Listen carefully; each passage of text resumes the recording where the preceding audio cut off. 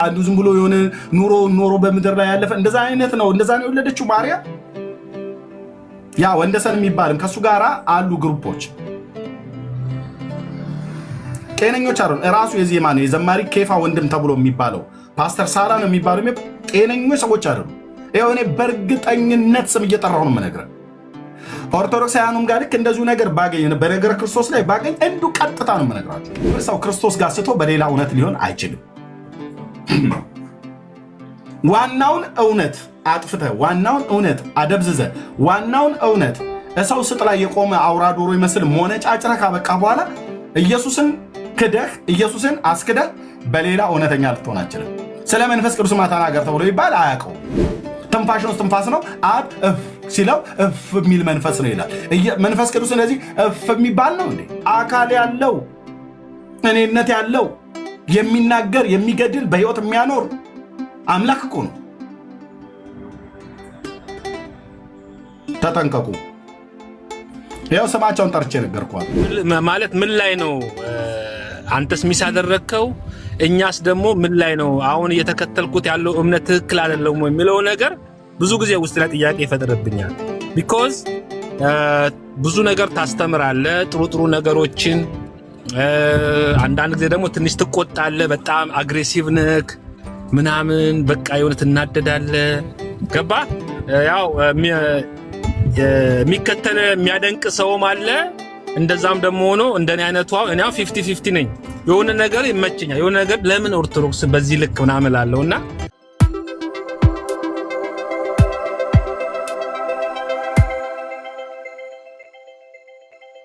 እንጠጣለን፣ ካላገኘን ቁርጣችንን አውቀን እንተኛለን። አዲስ አበባ ግን በስማ እንዴ እኔ በርበሬ የት ነው አረስቱን እንዳትወስዱት።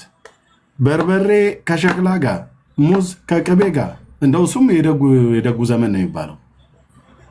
ቀይ አፈር ሸክላ እኮ መብላት በጣም እንደውም ጥሩ ነው። ገጠር ጥቁር አፈር ምናምን ነገር ህፃናት ሆነን እንደዚህ አፈር እየበላን አድገናል። እና እንደዚህ አይነት ነገር የሰማሁት እኔ ከተማ ገብቼ ነው። ገጠር እንዲህ አይነት ነገር ጡር ነው የሚባለው። በፍጹም አያደርጉትም የገጠር ገበሬው በፍጹም። ማር ውስጥ እንኳን ምንም ነገር አንጨምርም። በኋላ ላይ ነው ከተሜው አስለምዶን ገጠሩ ሁሉ አሁን ማር ውስጥ ስኳር ይጨምራሉ። ስኳሩን መተው በጥብጣው ይጨምራሉ እንጂ ንቦቹ እንደዛው እንደጋገሩት እንደዛችሁ ወለላዋን ነው የምናመጣት የነበረው።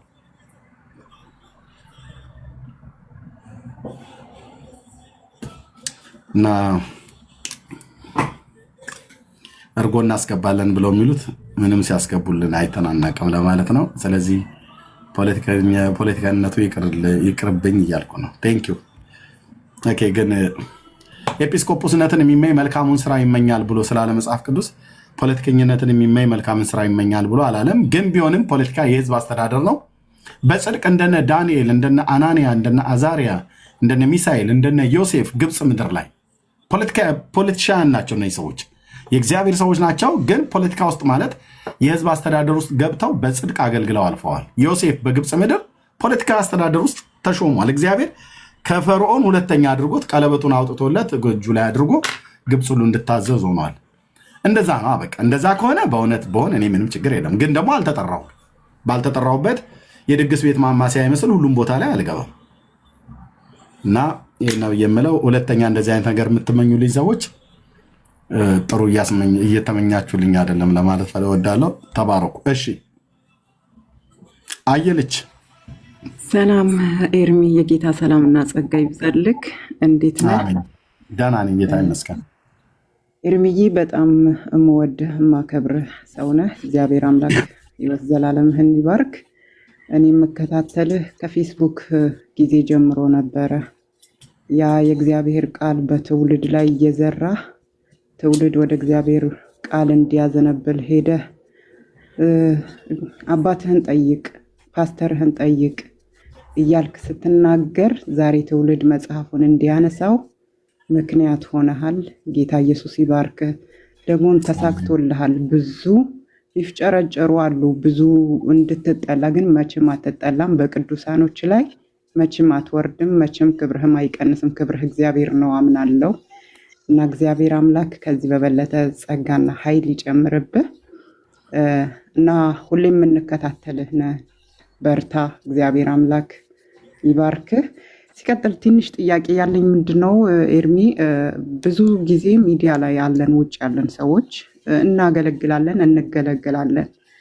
እያገለገልን አብረናቸው ተላምደናቸው ከሆነ ሰዓት ጊዜ በኋላ ይሄ እኮ በዚህ አይደለም ይሉናል። የሆነ እምነት የራስ እምነት እየመጡ ነው። አሁን አገር ቤት ያሉት ያውቋቸዋል። ከሀገር የወጣን የቆየን ግን ብዙ አናቅም። አሁን በማታ ተጽፎልኝ የሆነ መልእክት ሲመጣ ታዲያ እንዴት ነው የምለየው? እንዴትስ ነው የማውቀው? እኔ አንድ ሰው ክርስቲያን ነው ብዬ ነው የማስበው። እኔ ክርስቶስ ነኝ እላለሁ። ግን ይሄን የተለያዩ ሃይማኖቶች ወደ 3 ነው ተዘርዝሮልኛል አሉ ተብሏል። እና እነሱስ ላይ እንዴት እንለያቸው? ምንስ ትመክረናለህ ለዚህ ትውልድ? አሁን ብዙ ጊዜ እዚህ ቤት ባንካፈልም የተለያየ ቤት እንካፈላለን፣ እናገለግላለን፣ እንገለገላለን። እንዴት እንለያቸው? የሆነ ቦታ ሄደን እናንተ እኮ በዚህ ናችሁ እያሉ ይጽፉልናል በውስጥ እና ግራ ገባን። እኛስ እሺ እንደዚህ ተነግሮን እናንተ ጋር መተን እንቀበላለን። ብዙ ጊዜ አሁን ስናገለግል እግዚአብሔርን የሚቀበሉ ልጆች አሉ፣ ግን በውስጥ ኮንታክት ያደርጓቸዋል፣ ይሄዳሉ። ማንም ይሁን ምን ዋናው ክርስቶስን ይወቁ ብለን እንለቃቸዋለን። እነሱስ ምንድን ነው ማለት ያለብን? እንዴትስ መያዝ አለባቸው? በምንስ እንለያቸው? ምንስ ህብረታችንስ እንዴት ቢሆን ትላለህ? እና ይሄን ጥያቄ ነው ያለኝ። ጌታ ኢየሱስ ይባርክህ። አመሰግናለሁ። ጸጋ ይብዛልህ። አንደኛ ከርዕሱ ዛሬ ልነጋገርበት ካለው ውጭ ነው የጠየቅሽው፣ ግን ጥሩ ጥያቄ ነው። ርዕሱ ላይ ግን በተመለከተ ቢሆን መልካም ነው። ሌሎችም መጥተው አጠቃላይ ጠቅላላ የሆኑ ጥያቄዎችን እንዳይጠይቁ ማለት ነው። አይ ቲንክ ምናልባት ጥያቄሽን አግኝቸው ከሆነ ካላገኘሁት አይ ትክክል አይደለም አልሰማኝም በትክክል ብለሽ እንድታስታኪኝ ብዬ ነው። አይ ቲንክ እዚህ ሶሻል ሚዲያ ላይ አገልግሎት የሚሰጡ ሰዎች አሉና አንዳንድ ቦታ ላይ ሄደን የተለየ ባዕድ ነገር ወይ ደግሞ ሐሰት የሆነ ነገር ወይ ደግሞ እናንተ ትክክል አይደላችሁም ብለው ይሉናል። እና እዚህ ሶሻል ሚዲያ ላይ ያገኘናቸው እንዳንተ ላይቭ እየከፈቱ አገልግሎት እንሰጣለን ብለው የሚሉ ሰዎች እውነተኛ መሆናቸውና አለመሆናቸውን በምን እንለይ ብሎ የሚል ነው ጥያቄሽ። አግኝቼሻለሁ ወይስ ከዚህ የተለየ ነው ጥያቄሽ? አዎ ብዙ ጊዜ ይሄንንም እንደገና እምነታቸውም የተለየ ነው ይሉናል። አሁን ያልከው ነው። ኦኬ እሺ። እኔ ለዚህ ከዚህ በፊትም ተናግሬያለሁ ወንድሞች እናቶች። እኔ አሁን በግሌ ብትጠይቁኝ እኔ ሶሻል ሚዲያ ላይ ያለውን እንደዚህ ቲክቶክ ላይቭ እንደኔ ከፍቶ የሚያገለግለውን ወይ እንደ ሌሎችም ከፍቶ የሚያገለግለውን ሰው ሁሉን የመስማት እኮ ግዴታ የለብኝም። እኔ ጌታ እኮ ሁሉንም ስማ አላለኝም። ጌታ ያለው ልጄን ስማ ነው። ኦኬ ልጁን እንሰማለን፣ ኢየሱስን እንሰማዋለን። ጌታን ደግሞ ለመስማት የት ነው መሄድ ያለብን? ቅዱሱ የእግዚአብሔር ቃል ላይ ነው፣ መጽሐፍ ቅዱስ ማለት ነው። ከዛ ውጭ አሁን በየሶሻል ሚዲያው የሚያገለግሉት ብላችሁ ካላችሁ እኔ የማደርገውን እኔ እያደረግኩት ያለሁትን እንገራችሁ። አሁን የኢትዮጵያ ወንጌላውያን አብያተ ክርስቲያናት አገልጋዮች በጣም ብዙዎች ናቸው አይደል ያሉት በምድራችን ላይ በጣም ብዙ እውነተኞች የሆኑ ማለት ነው። ሁሉንም የመስማት ግዴታ የለብኝም እኔ ሁሉንም ማለት ነው። እኔ አሁን ከልጅነት ስሰማቸው የነበሩ አገልጋዮች አሉ፣ ከልጅነት ወደ ጌታ ከመጣሁበት ጊዜ ጀምሮ ማለት ነው። እነዛን አገልጋዮች ዛሬም እሰማቸዋለሁ። እና ደግሞ ጤናማ የሆኑ በኢትዮጵያ ቤተክርስቲያን የተመሰከረላቸው በአገልግሎታቸውም በህይወታቸውም ምስክርነት ያላቸውን አገልጋዮች እንሰማለን። አሁን ቲክቶክ ላይ ስንት ሰው ነው ወንጌል ለመስበክ የወጣው? ንገሩኝ እስኪ። አሁን እኔ እውነት ለመናገር አሁን ከዚህ የሆነ ሰው የሆነ አርዕስት ከፍቶ ስለሆነ ነገር ቢያወራ አብዛኞቻችሁ ከዚህ ነቅላችሁ ትሄዳላችሁ። ወይ ደግሞ አሁን እኔ እዚህ የማወራውን ይሄንን እየተነጋገርን ጥያቄ ለመልስ የሆነውን ነገር ትቼ የሆነ ነገር ጉድ እኮ ፈላ እንትና እኮ እንትናን ምናምን ነገር ብዬ ብል ከዛ ያለው ንቅል ብሎ ይመጣል። ራሱ እዚህ የኛ ክርስቲያኖች ነን ተብለው የምንባለው ምን ፈልገን የወጣ ነው? ሶሻል ሚዲያ ላይ የምንናገር ሰዎች ስለማን ነው መናገር የወጣ ነው? ስለማን ለመናገር ማንን ለማሳየት ስለማን ለመተረክ ነው የወጣ ነው? ብዙዎች ወጥተዋል፣ ብዙዎች መጥተዋል። እንደናንተ አይነቶች ውስጥ ደግሞ እንደዚህ በተከፈተበት ቤት ሄዳችሁ የምትሰሙ ሰዎች ስለምንድን ነው ለመስማት ወደ ቲክቶክ የመጣችሁት? ኦኬ እነማን የእግዚአብሔር ሰዎች ናቸው? እነማን የእግዚአብሔር ሰዎች አይደሉም? ማለት እነማ እውነተኛ አገልግሎት ይሰጣሉ፣ እነማን እውነተኛ አገልግሎት አይሰጡም? ይሄ በጣም ሲሪየስ የሆነ ነገር ራሱ ሰሚው ክፍል ተገልጋይ የተባለው ክፍል ቆሞ ብሎ ማሰብ አለበት። እዚህ አሁን በስብከት ወንጌል ውስጣችን በጣም ደስ ብሎት እንባ በእንባ ሆነን ጌታን ባርከን ይህን እኮ ስዘጋው ሌላ ሰው ስለሌላ ወሬ ቢከፍት የእውነት ለመናገር ቲክቶካችሁን ዘግታችሁ አይደለም ወደ በዚሁ በአሁን እዚህ ያለው መንፈስ ልጠብቅ ብላችሁ እዚህ ያገኛችሁትን ልጠብቅ ብላችሁ ወደ ቤታችሁ እኮ አትገቡ። ሄዳችሁ እዛ ታያላችሁ። እዛ ደግሞ ስትሄዱ እዚህ የነበረውን የሰማችሁትን መልካሙን መንፈስ ጌታን ታመሰግኑበት የነበረውን ነገር ደግሞ ሊያጠፋባችሁ የሚችል ጭቅጭቅ ወይ ፖለቲካ ወይ አሉባልታ ወሬ ደግሞ እዛ ትሰማላችሁ ማለት ነው። ስለዚህ እዚህ ምስጋና፣ እዛ ማጉረምራም፣ እዛ ደግሞ እንትን እዚህ በእምነት እንድትጸኑ አድርገን ሌላ ቦታ ላይ ደግሞ ስትሄድ አይ ምን የእናንተ እምነት ነው እንዴ ግልብ ነው እኮ ፔንቴኮስታልነት ምናምን ነገር ብሎ ይላል። እኔ ለዚህ መድኃኒቱ ምን እንደሆነ ታውቂያለሽ እህቴ? ከማን ምንድን ነው የምንሰማው? ከማን ምንድን ነው የምንሰማው ብሎ የሚለው ነገር የምንሰሟቸውን አገልጋዮች ህይወታቸውን ታውቋቸዋላችሁ? በርቀትም ቢሆን በቤተክርስቲያን ውስጥ የሚያገለግሉ አገልጋዮች ናቸው። ታውቋቸዋላችሁ? ኃላፊነት አላቸው ወይስ ድንገት ቲክቶክ ላይ ቤት ከፍተው ላበላብ የሆኑ እንደኔ ሲሰብኩ ስላገኛቸዋቸው ነው? በእርግጥስ ይሰብካሉ ወይ? ጌታ ነው ወይ የሚሰብኩት? ወንድሞች እናቶች፣ እኔ በዚህ 10ኛ ዓመቴን ጨርሼ ወደ 11 ውስጥ ነው ያለሁት። በዚህ 11 ዓመት ውስጥ ያኔ ፌስቡክ ላይ ሁሉ ስታቂኝ ከዛን ጊዜ ጀምሮ እዚህ ሶሻል ሚዲያ ላይ ያልወጣ ማንም የለም፣ ያልመጣ ማንም የለም። ሁሉም መጥተዋል። ሁሉም መጥቶ አንዳንዱ ራሱን አሳይቶ ሄዷል። አንዳንዱ ዘሩን አሳይቶ ሄዷል። ለዘራቸው የጥይት መግዣ በቤተክርስቲያን ሁሉ ጭምር ሳይቀር ገንዘብ ያዋጡ ሁሉ ሰዎች አውቃለሁ እኔ እዚህ ፌስቡክ ላይ ምድራችን ውስጥ በተፈጠረው ጦርነት ምክንያት ማለት ነው።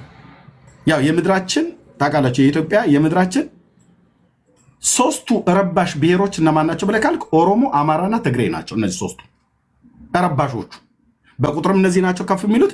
ከነዚህ ብሔሮች ውስጥ የወጡ ክርስቲያንን ብለው ያሉ ለጥይት መግዣ ገንዘብ ሲያዋጡ ሁሉ አውቃለሁ። አየህ የመጣው ይሄ ጴንጤ ወንድሜ ቲክቶክ ላይ ሃሌሉያ ሲለን የነበረው ጥይት መግዣ ሊያዋጣ ነበር የመጣው። በቃ ጥይት መግዣ ያዋጣ ሄደ ማለት ነው። ሼሞኒው በእውነት አሁን ይህን ሰውዬ ብትሰሚው ምን ያደርግሻል? ጥይት እንግዛ ይልሻል። ምንድነው ብሔርሽ? አማራንሽ? አዎ። ታዲያ ፋኖ ለምን አንደግፈውም ብሎ ይልሻል። ጥይት መግዣ። ምንድነው ብሔርሽ? ኦሮሞ ነኝ። ኦኬ እሺ፣ ለምን ታዲያ ኦላን ወይ ኦነግ ሸኔን ለምን አንደግፍም? የጥይት መግዣ የቦምብ መግዣ ብሎ ይልሻል። ስታዩ ሃሌሉያ የሚል ነው። ወይ ደግሞ ከየት ማነት ትግሬ ነው መልሰን ለምን እንትን ወያኔን ደግፈን መልሰን አዲስ አበባ ለምን አናስገባው? አየሽ እንደዚህ ብለው የሚሉ ሰዎች ነበሩ። ከእንደነኛ አይነት ሰዎች ጤናማ ትምህርት ትማራለህ? አትማርም። ምክንያቱም እነሱ አጀንዳቸው እግዚአብሔር ልኳቸው ሳይሆን የውስጣቸው የገነፈለባቸው የዘረኝነት ነገር እሱ ነው ያመጣቸው። እዚህ መጡና ቀሰቀሱ። በቃ አማራው ኦሮሞን፣ ኦሮሞ ትግሬውን፣ ትግሬው አማራውን፣ ኦሮሞ ትግሬውን አንዱ ካንዱ ጥላቻን የሚነዛ ነገር አድርጉና ለዘመናት ተከባብሮ ተዋልዶ የነበረውን ትውልድ የሚያጣላ ነገር አድርጉና ጥይት መግዣ በለው። አንደኛው መጥቶ ብሔርህ ምንድን ነው አለኝ። ዋት ብሔርህ ምንድን ነው ኤርሚ? እንትነኛ እየብለው ጥይት መግዣ አምጣ ብሎ ሊለኝ ማለት ወይ ደግሞ ህዝቡን ጠይቅ ብሎ ሊለኝ ማለት። ይህንን ያለ ሰው በጌታ የሆነ አገልጋይ ነው የሚባል ሰው ነው የለም። አሁን በጣም ጥይት ሊያገዛዛ ነበር የመጣው። ለጥይት መግዣ ጣልጣል አድርጉበት ብሎ ሊል ነበር፣ ሄደ ማለት ነው። አሁንም እኮ ለጥይት ብለው ቀጥታ አይበሉ እንጂ ለሌላ ነገር በጣም ብዙዎች የመጡ አሉ። ለምንድነው ሰዎች ግን የመጡት? ወንድሞች እናቶች መጠየቅ አለባችሁ። ጆኒዬ ካላወቃችሁ አገልጋዮችን ጠይቁ ብያለሁ። ወንድሞች እናቶች ይኸው በግልጽ በልብ ቅንነት እግዚአብሔርን በሚፈራ ነገር ነግራችኋለሁ። እዚህ ሶሻል ሚዲያ ላይ ተገልጠው ከሚያገለግሉት በጣም ብዙ አሉ አይደል? በጣት የሚቆጠሩ ጥቂቶች ናቸው የእግዚአብሔርን ሐሳብ ይዘው የወጡ። ሌሎቹስ ሌሎቹ ሌሎች ናቸው። ማለት ቤተ እምነታቸው ሌላ ነው እያልኩ አለ። ከኛው ወገን ናቸው፣ ግን አጀንዳቸው፣ ዓላማቸው፣ ሐሳባቸው፣ እቅዳቸው ምንድነው ብለህ ብትል ሰውን ማዳን፣ ያልዳኑት ወደ መዳን እንዲመጡ፣ የዳኑት በእግዚአብሔር መንግስት ውስጥ እንዲጸኑ የማድረግ አይደለም። 4 ነጥብ። አንዳንዶቹ ተጠግተው ሚስት ሲያገኙ ከኔ ዙሪያ የነበሩትን ሁሉ ጭምር ማለት ነው ሚስት ሲያገኙ ሚስቱን ይዞ ሲያገኝ ብሎ ጠፍቷል። በቃ ዓላማው ሚስት ማግኘት ነበር የመጣው። በቃ ሚስት ሲያገኝ አሞራው በሰማይ ሲያሻለ ተባለለት። ያው በጴንጤው እንደሚባል እንጂ ቀጥታ አሞራው ምናምን ነገር አይደለም። ከፈለገ ጃርቱ የሚታይ ነው በሰማይ ግን መልካም ጋብቻ ያድርግ ችግር የለውም። እና ጠፉ። አሁን በቅርብ ከሚስቴ ጋር ስናወራ እኔ የምልህ እንትና የት ሄደ አለችኝ። ምክንያቱም እዚህ ስሰብክ ፐርሰናል የሆነ ከሰዎች ጋር ካወራው ካልሆነ በስተቀር እንደዚህ ሳወራ ልጆቼ ሚስቴም ይሰማሉ። ለዚህም ነው ልጄ ስለሚሰማ ዋዳዛት ሚን ባባት ተረታም ትውልድ አለኝ። ሁሉ ቀን ተረታም ትውልድ ቢስል ምን ማለት ነው ተረታም ትውልድ ማለት ብሎ ጆኒን የጠየቀኝ የመጀመሪያ ልጄ ማለት ነው። እና አንዴ ከእህቱ ጋር ሲነጋገር አብሽቃው ተረታም ትውልድ አላት እና ከዛ እርስ በርስ ተነጋገሩ። ልጄ ከልጄ ጋር ማለት ነው ወንዱ ከሴቷ ጋር እየተነጋገሩ እያሉ አናደደችው እና ተረታም ትውልድ እና ምን ማለት ነው አለችው እሷ። ከዛ እሱም ትርጉሙ ስለጠፋው መጥቶ እኔን ምን ማለት ነው ብሎ አለ እና በዚህ ላይ የተነሳው እና ምን ልላችሁ ነው ይሰማሉ እና የት ሄደ አለችኝ። አንድ ወንድም ስሙን አስታውሳ ማለት ነው ከዛሬ 6 ምናምን ነገር ዓመት በፊት የነበረ ነው። አይ የለም ካገባ በኋላ እኮ ጠፋ አልኳት።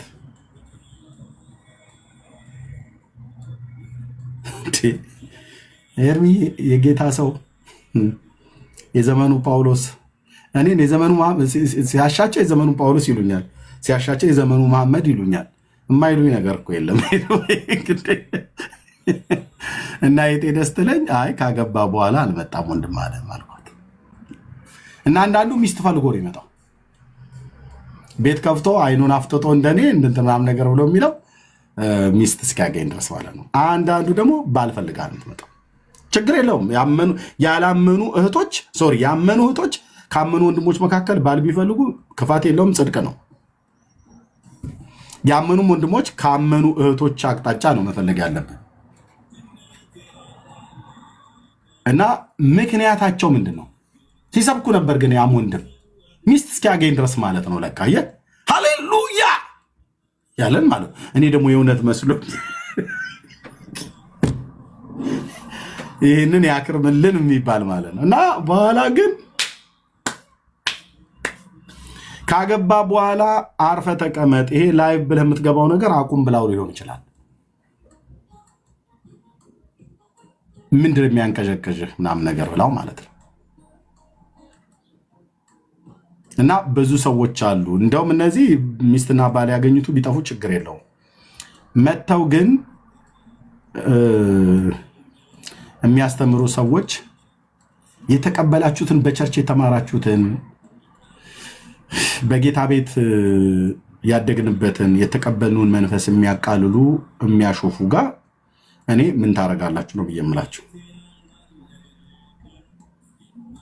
ያላችሁ። ጌታ ኢየሱስ ምስክር። አሁን ቲክቶክ ላይ ሌላውን ተውት። ይሄ ከኛ ከወንጌላውያን አቅጣጫ ከሚባሉት ጋራ ኤርሚ ጠቁሜ ብለህ ብትል እኔ 3 ወይ 4 ሰዎች ነው የምጠቁምህ።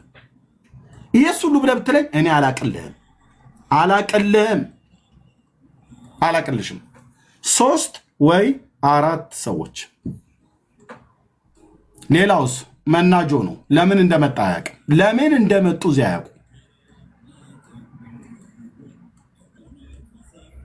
እና የምሰሟቸውን ሰዎች ምረጡ ነው። አሁን እነማ ብዬ እንደዚህ ብዬ አልነግርሽም፣ ግን የምሰሟቸውን ሰዎች ምረጡ። የተከፈተበት ቤት ሁሉ አትግቡ። ጴንጤ ሁሉ በሙሉ ግብረ ሰዶም ነው እኮ ብሎ ያለ ሰው ቤት እኮ ሄዳችሁ እኮ ተጠዳችሁ ነው የምትሉት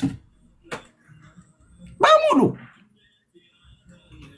አንዳንዱ በአስማታቸው መሰለኝ የሚይዟቸው። እኔ በኢየሱስም እኔ የጌታ ልጅ አስማት አይዘኝ በላት በል ብራዘር፣ እዛው እሱ ጋር ነው የምትውለው፣ እነሱ ጋር ነው የምትውሉት።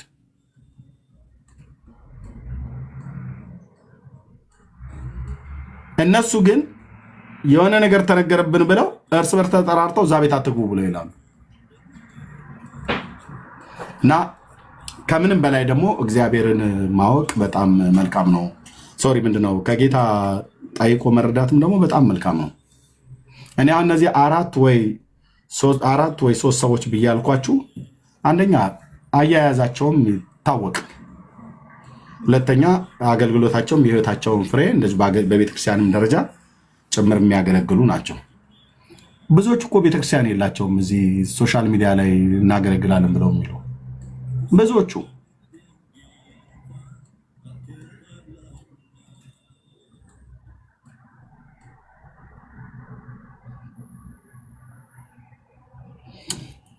እና የምትሰሟችሁን ሰዎች ምረጡ እህቴ።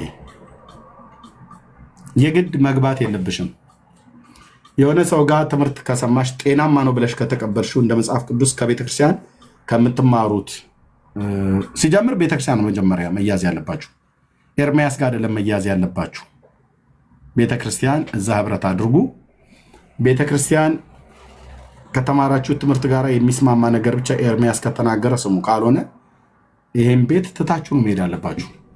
ኖቲፊኬሽን እንኳን እንዳይመጣላችሁ ከፈለጋችሁ ብሎክ አድርጉት። ይሄንን ተናገሩ እውነቱን የሚባለው ማለት ነው። ኤርሚያስን ኖቲፊኬሽን እንዳይመጣላችሁ በቃ አያችሁት አይደል? ጤናማ አይደል ማለት ትምህርቱ ትክክል አይደለም አይደል? ከቤተክርስቲያን ከምትማሩት ጋር ይጣላባችኋል አይደል? ስለዚህ ድጋሚ እሱ ላይቭ ሲገባ ኖቲፊኬሽን እንዳይመጣ ብሎክ አለቅ። ምንም አይቀርባችሁም። ምክንያቱስ ቤተክርስቲያን ከተማርሽው ትምህርት ጋር የሚቃወም ነገር እዚህ ከተናገረ ምን ታደርጋለሽ? እዚህ ምን ታደርጋላችሁ? እዚህ ቤተክርስቲያን ከተማራችሁት ጋር የሚጣላ ከተቀበላችሁት መንፈስ ጋር የሚጋጭ ነገር ከተናገረ ምን ታደርጋላችሁ? እዛ ቤት ምን ታደርጋለሽ? እሷ ጋር ምን ታደርጋለህ? እሱ ጋር አለቅ። እና በጣም ብዙ ክፉዎች አሉ ወንድሞች፣ በጣም ብዙ ክፉዎች የተቀበላችሁትን እውነት የሚያቃልሉ ማለት ነው። አንዳው ማን ነው? ናታን ነው፣ ፓስተር ናታን ነው ማንም ተብሎ የሚባላል እዚህ። እና ከሱ ጋር ያሉ አንድ ያ ደግሞ ማን ነው? ወንደሰን ነው ማንም የሚባል አለ። የድሬዳዋ ሰው ነው የሚባለው ማለት ነው። ይቅርታ አድርጉልኝ ወንድሞች እናቶች። ይኸውላችሁ ሰይጣን ጥርሱን አግጥጦ እላያቸው ላይ የተቀመጠ በጴንጤነት ስም ክርስቶስን የሚራገሙ የሚሳደቡ ሰዎች መሆናቸውን በደንብ ነው የሰማሁት። ደጋግመን የሰማነው።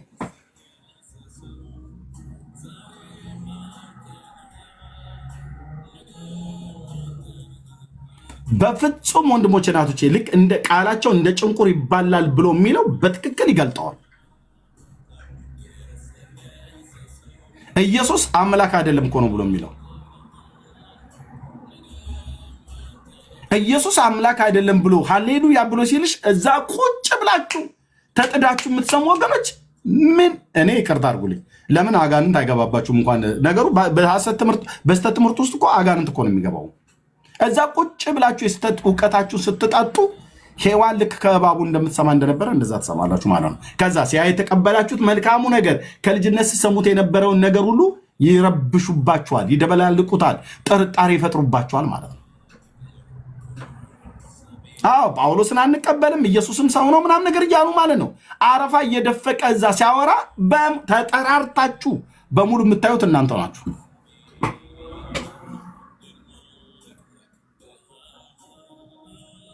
ስለዚህ አሁን ይህን ትውልድ ታዲያ ጌታስ ራሱ ያድነዋል? አያድነው። መዳንን ሰጥተዋል። ማን መስማት እንዳለብህ እንዴት መስማት እንዳለባችሁ ከምትሰሙት ነገር ተጠበቁ፣ ተጠንቀቁ ብሏል ጌታ ማለት ነው።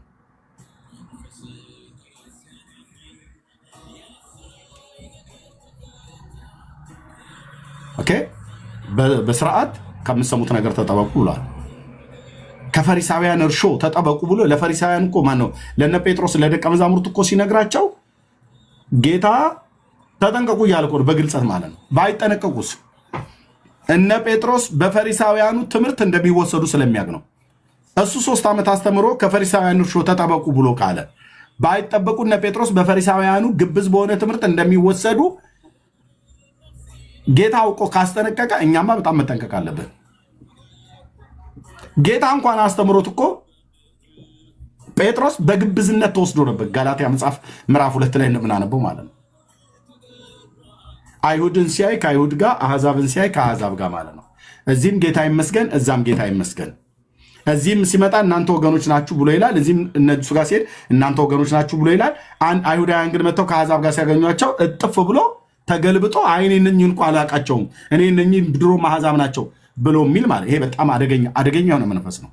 ጌታ እንኳን አስተምሯቸው እንደዚህ ከፈሪሳውያን እርሾ ተጠበቁ ብሎ ባለመጠበቅ ህይወታቸውን እንትን ብለዋል። ስለዚህ የምሰሙትን ምረጡ፣ የምሰሙትን ለዩ። ሶሻል ሚዲያ ላይ የመጣውን ሁሉ አትስሚ። ከእኔ ጀምሮ አልኳቸው ወንድሞች ናቶች፣ በመጀመሪያ ቸርች ይኑራችሁ። ቸርች ቤተክርስቲያን ይኑራችሁ። ቤተክርስቲያን ካላችሁ በቤተክርስቲያን የምትማሩት ብቻ በቂያችሁ ነው። በቂ ከበቂ በላይ። ከዛ ካለፈ ጤናማ አገልጋዮች የተባሉ በዩቲዩብ ላይ ትምህርታቸውን የሚያስቀምጡ በጣም ብዙ አሉ። እየተቀዳ በትምህርት ቤት በቤተክርስቲያን የተቀዳውን የሚቀመጥበት ማለት ነው። በየራሳቸው ያስቀመጡት አለ። እሱም መስማት ነው። እና አዝናለሁ። ብዙዎች ተወስደዋል። በጣም ብዙዎች ህይወታቸው ቆሿል። ህይወታቸው ተበላሽቷል። እዚህም አሁን የምሰሙ ሰዎች ነገ አትጠራጠሩ፣ በእነዚህ ሰዎች ህይወት ሄዳችሁ ትቆሻላችሁ። ነፍሳችሁን በስተት እውቀት ታስወጋላችሁ። ምናልባትም የዘላለምን ህይወት ልታጡበት የምችለውን ነገር ሁሉ ጭምር አብረ ቆጭ ብለግ እነሱ መርዝ እየረጩ አንቺ ከታች ታብታብ አርጉ ሲሉ ታብታብ እያረጋችሁ የማይጠቅማችሁን ታብታብ እያረጋችሁ ትሰማላችሁ። ይሄ መንፈስን ያበሳጫል። በእውነት ደግሞ አደራ ሲኖርብህ መንፈስን በጣም ያበሳጫል። እና በጣም ተጠንቀቁ ነው ብዬ የምለው። የምሰሙትን ምረጡ። ሁሉም መስማት አይጠበቅባችሁም። ሁሉም የመስማትም ግዴታ የለብንም። የምትሰሟቸውን እወቁ እያልን ነው። ጸጋ ይብዛላችሁ። ተባረኩ። እሺ፣ ጥያቄ ያለው ሰው ጌዲዮን ከየት ቤተ እምነት ነው?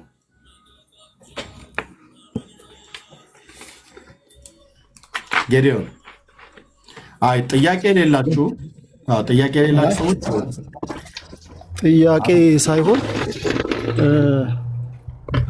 ኤርሚ ርዕስ ሳትቀይር ይህን ሁሉ ጊዜ በእግዚአብሔር ጸጋና ብርታት አንተም ደግሞ የሚጠበቅብህን ይህንን ሁሉ ህዝብ ለማገልገል እግዚአብሔር እድልም ሰጥቶ የእድል ተጠቃሚ ብዙ ጊዜ በመንገድ ላይ ብዙ ነገር ይገጥማቸውና አሁን ካልካቸው ሐሳቦች በጣም ሰፊ ሐሳብ ነበር አሁን ያነሳው እና እግዚአብሔር ይባርክ። እኔ በግሌ በጣም በህይወቴ ውስጥ ብዙ ምዕራፍ ካንተ ጋር በተከታተልኩት ተጠቅሜያለሁ። የሚጠበቅብህ በጣም ትልቅ አቅም ነው። ይህንን አቅምህን በደንብ ደግሞ እየተጠቀምክ እግዚአብሔር በአንተ በኩል ቆሞ የስንቱን ህይወት የስንቱን ሰው እድሜ እግዚአብሔር ህይወቱን እድሜውን ኑሮውን የቀየረለት ሰው እኔ ያውቃለሁ። በግሌ እኔ የማውቃቸው ሰዎች አሉ እና እግዚአብሔር ጸጋ ስላበዛልህ ነው።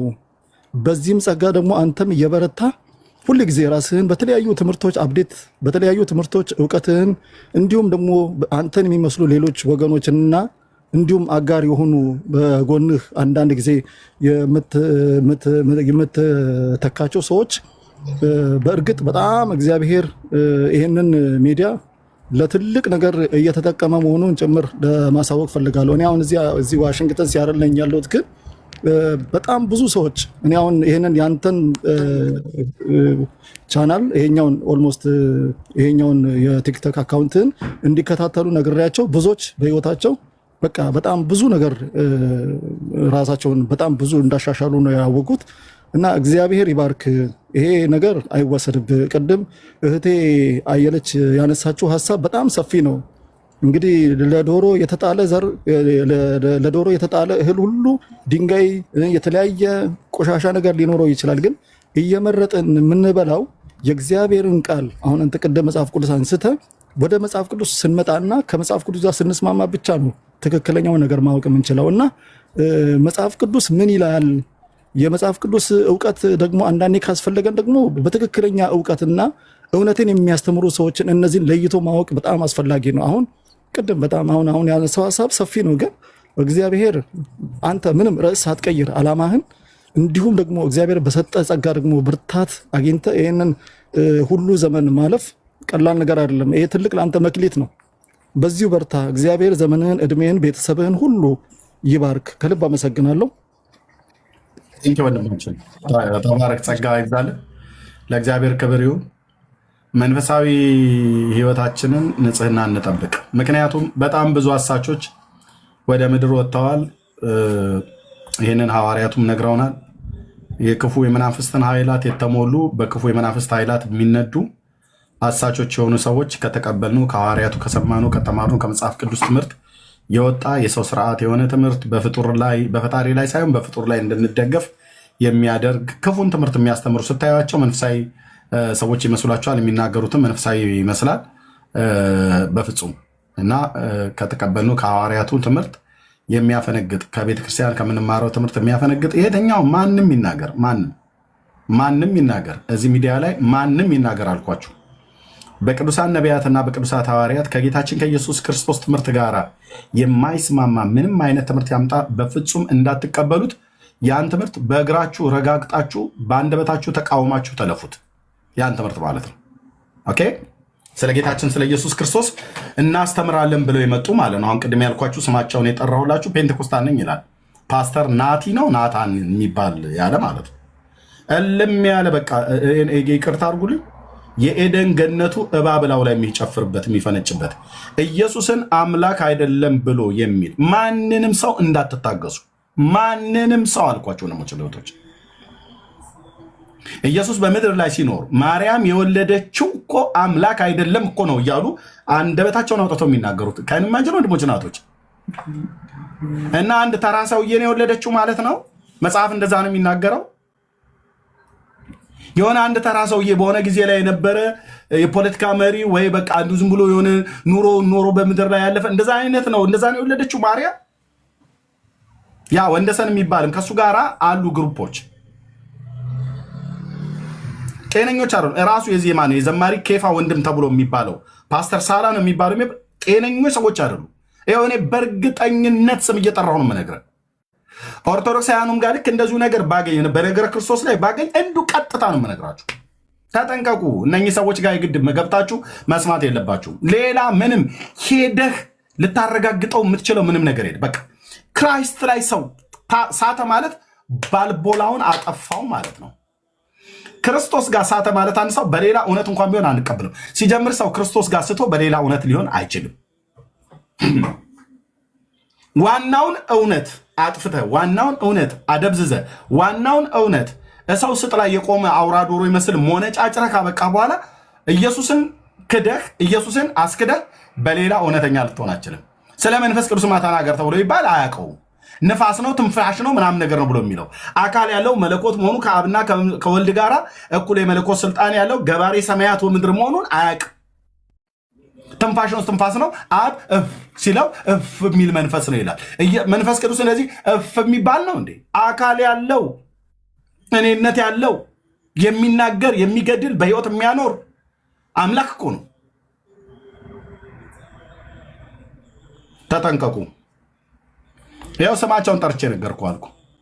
ቤት ከፍቶ ፎቶ ዘቅዝቀው ነው የሚሳደቡት። የፈለገ ይሳደብ። ፔንጤሙን ኦርቶዶክስ ማንሙን አይሁድሙን ማንም ኢየሱስ ላይ ከሳትክ መንፈሳዊ ዓለም ወድቃል። እንደዚህ ቁልቁል ነው ተገልብጠ የተዘቀዘቀው ማለት ነው። በሌላ እውነተኛ ልትሆን አትችልም። ማን ነው ኢየሱስ? ከድንግሊቱ የተወለደው ማን ነው? አይ ምልክ ምናምን ነገር ብለህ ጢምህን እያከክ ዝም ብለህ አጣመህ የምታወራለን ማን ነው ኢየሱስ? እንዴት ተረዳዋለህ? እንዴት ታምነዋለህ? ስለ ኢየሱስ የቀደሙ የብሉይ ኪዳን ነቢያት ምን አሉ? የአዲስ ኪዳን ሐዋርያትስ ምን አሉ? በቤተክርስቲያን ውስጥ የመጡ ነበሩ ተብሎ የተባሉ የቤተክርስቲያን አባቶችን እዚህ ጋር ነው የምናስገባው። ምን ተብሎ ተባለ ይባላል። አየህ፣ የምታስገባበት ቦታ ላይ ቤተክርስቲያን ታሪክ ስላላት በታሪክ ውስጥ ያሉ አባቶች ምን ብለው አሉ? ደግሞስ ከዚህ ተቃራኒ ደግሞ የቆሙ ሰዎች አሉ። ልክ እንደነ አሪዮስ አይነቶቹ ማለት ነው። የአሁኑ የጆቫ ዊትነስ መስራች የሆነው ማለት ነው። እንደነሱ አይነቶቹስ ኢየሱስን ምን አሉ? እንደነሱ አይነቶቹ አሉት ኢየሱስ ከአብ ያነሰ ትንሽዬ ፍጡር ነው፣ ትንሽዬ አምላክ ይባላል። ያው ሙሴ አምላክ ተብሎ በተባለበት አምላክ የሚባል ነው እንጂ እሱ ሰማያትና ምድርን የፈጠረ አይደለም ነው ብለው የሚሉ አዲስ አበባ ውስጥ በነበርኩበት ሳለ ለእነዚህ ሰዎች እኔ መቅሰፍት ነበርኩ። መቅሰፍት እነ ጆቫ ዊትነስ የሚባሉት ቤታቸው ድረስ ሄጄ ነው በርብሬ ያጣራኋቸው። መጨረሻ ላይ ነው ያወቀብኝ አንድ ሰው በተለይ የማምለኪያ ቦታቸው ማን ነው? አበሩስ ህንፃ ማን ነው? አበሩስ ጀርባ ነዳጅ ማደያ አለ፣ ደስታ ህንፃ የሚባለው ደስታ ህንፃ ውስጥ አላቸው አንድ ቻፕል። አንዱ ደግሞ ቦሌ ላሊበላ ሆቴል አጠገብ ነበራቸው። ጆቫ ዊትነሶች የሆናችሁ ታውቃላችሁ። እና በስርዓት ወንጌላዊ መሆኔን አያውቁም። የኦርቶዶክስ ዲያቆን መስዬ ነው የቀረብኳቸው። ደግሞ መስዬ ሳይሆን ስለነበርኩ የኦርቶዶክስ ዲያቆን ማለት ነው። በደንብ ነው ትምህርታቸውን ቁጭ ብዬ አስተምሩ ብዬ ሳይሆን እየጠየኳቸው ለምን የነሱን እንክርዳድ ለምን እጋታለሁ? ግን ጠይቃቸው ነበር። ትልልቆቹ እያቀረቡ በመኪና ይወስዱኝ ነበር። እዚህ ሚሊኒየም ሆቴል ማነው ሚሊኒየም አዳራሹ አለ አይደል? ትልቁ እሱ ጀርባ ላይ ልክ የሚሊኒየሙ ከበስተጀርባው ያለው መንገድ ላይ አንድ ትልቅ ሀብታም አለ። ባይዘው በገንዘብ ሀብት ያላቸው ሰዎች እነሱ ይዘዋል። እነሱ ቤት ሁሉ ሄጄ በቃ በምን አይነት አቀባበል እንደተቀበሉ ይነግር አልችልም። እናስ እጠይቃቸው የነበረው ክርስቶስ ላይ ነው። ክርስቶስ ላይ ማለት ወንድሞች እናቶቼ ጆቫ ዊትነስ የሚባሉት ጥርሱን ያገጠጠ አይኑን ያፈጠጠ የአጋንንት ትምህርት ያላቸው ሰዎች ናቸው። እና መንገድ ላይ ወጥተው በእነሱ በሚሰብኩበት ሳለ ስብከተ ወንጌል ምናምን ነገር ብሎ በሚሰብኩበት ምስክርነት በሚወጡበት ሳለ ጥያቄ ስጠይቃቸው ምን ይሉኛል? ስጠይቃቸው አንተማ ከኛ ወገን ነበርክ፣ ንግግሬ ያስታውቃል ይላሉ። ኖ ንግግሬ ሳይሆን እነሱ የሚሉበትን እና እኛ መጽሐፍ ቅዱስ የሚለውን ነገር እንዴት በጥንቃቄ ጆቫ ዊትነስን በጥንቃቄ ነው ቤታቸው ድረስ ሄጄ የተከታተልኳቸው ማለት ነው። መሪዎቹን አገልጋይ የተባሉትን ጥያቄ እየጠየቅኳቸው ማለት ነው። በቃ ክርስቶስ ላይ አይን አፍጠጣ ጥርስ አግጠጣ የካዱ ናቸው። ስለዚህ ልብ ብላችሁ ስሙ። እዚህ ሶሻል ሚዲያ ላይ ኦንሊ ጂሰስ ነን ብለው የሚሉት ሃሌሉያ እያሉ በልሳን እየጸለዩ ያሉ አጋንንት የሞላባቸው ትምህርታቸው አጋንንት የሞላበት አሉ። ልክ ያቺ ማነች ሄቨን የምትባለው ሄቨን ናሆም ነች ማንም የምትባለው ኦርቶዶክሳውያን እሷን ቁጭ አድርገው ከእንሷ ጋር አብረው እየተሳሳቁ እኛ ላይ ሲያሾፉ ይታያሉ። ይታይህ ነገረ ክርስቶስ ላይ ትምህርተ ስላሴ ላይ ስታላግጥ የምትውል ማለት ነው። የክርስቲያኖች ስላሴ ትምህርት ማለት ሶስት ጉልቻ ነው እያለች የምታሾፍ ሰውዬ ሴትዮ ጋር በሙሉ ከዲያቆናቱ ከቄሶቹ ጀምሮ አብረዋት ነው የሚውሉት። አብረው እንደሚያድሩ አላውቅም፣ አብረው ግን እንደሚሉ አውቃለሁ። እና በጣም ተጠንቀቁ ለማለት እወዳለሁ። በጥንቃቄ ነው መታየት ያለበት ላለሁ። ተባረኩ። ኦኬ ሰላምታ ስጡና ጥያቄ ነገረ ክርስቶስ ላይ በተመለከተ ምንድነው? ዘመነ ፍጻሜ ላይ ማለት አመሰግናለሁ። ጌታ ኢየሱስ አብዝቶ ይባርክህ። አገልግሎቱ ከዚህ በበለጠ ስፋ። አሜን። ያንተና ያንተን ቤት እግዚአብሔር ይባርክ። አመሰግናለሁ። አሜን። ቴንክ ዩ ተባረክ። እሺ ነገረ ፍጻሜ ላይ ጥያቄ ያለው ሰው ካለ ነው ይምጣ ብያልኩት። ተባረኩ። የገባችሁም ሰዎች በእሱ አቅጣጫ ብጠይቁ በጣም ደስ ይላል። አጠቃላይ ግን እንደ ወንጌል አማኝ እንደምንነጋገርበት ነገር ካለ በሌላ ጊዜ ቤት ከፍተን ማድረግ እንችላለን ለማለት ወዳለሁ። ኤፍዬ ሰላም በል።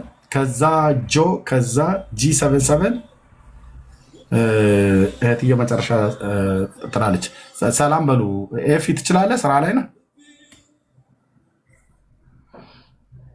ስራ ላይ አይችላለሁ። ሰላም ማለት እችላለሁ። ይሰማለሁ። ይብዛልኝ። ሰላም ይብዛልኝ። አሜን አሜን። ቴንክ ዩ።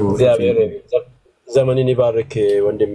ቀጥል እና ደስ የሚል እንትን ነው ቶፒክ ነው ያወጣው። ይሄ የእስራኤልና ስለ መጨረሻ ዘመን በጣም ሰምቼ የማልጠግብ ነውና ትናንትናም ሰምቼ ያለው አልተመቸኝም። ስራ ላይ ነበር፣ አሁንም ስራ ላይ ነው ያለሁት።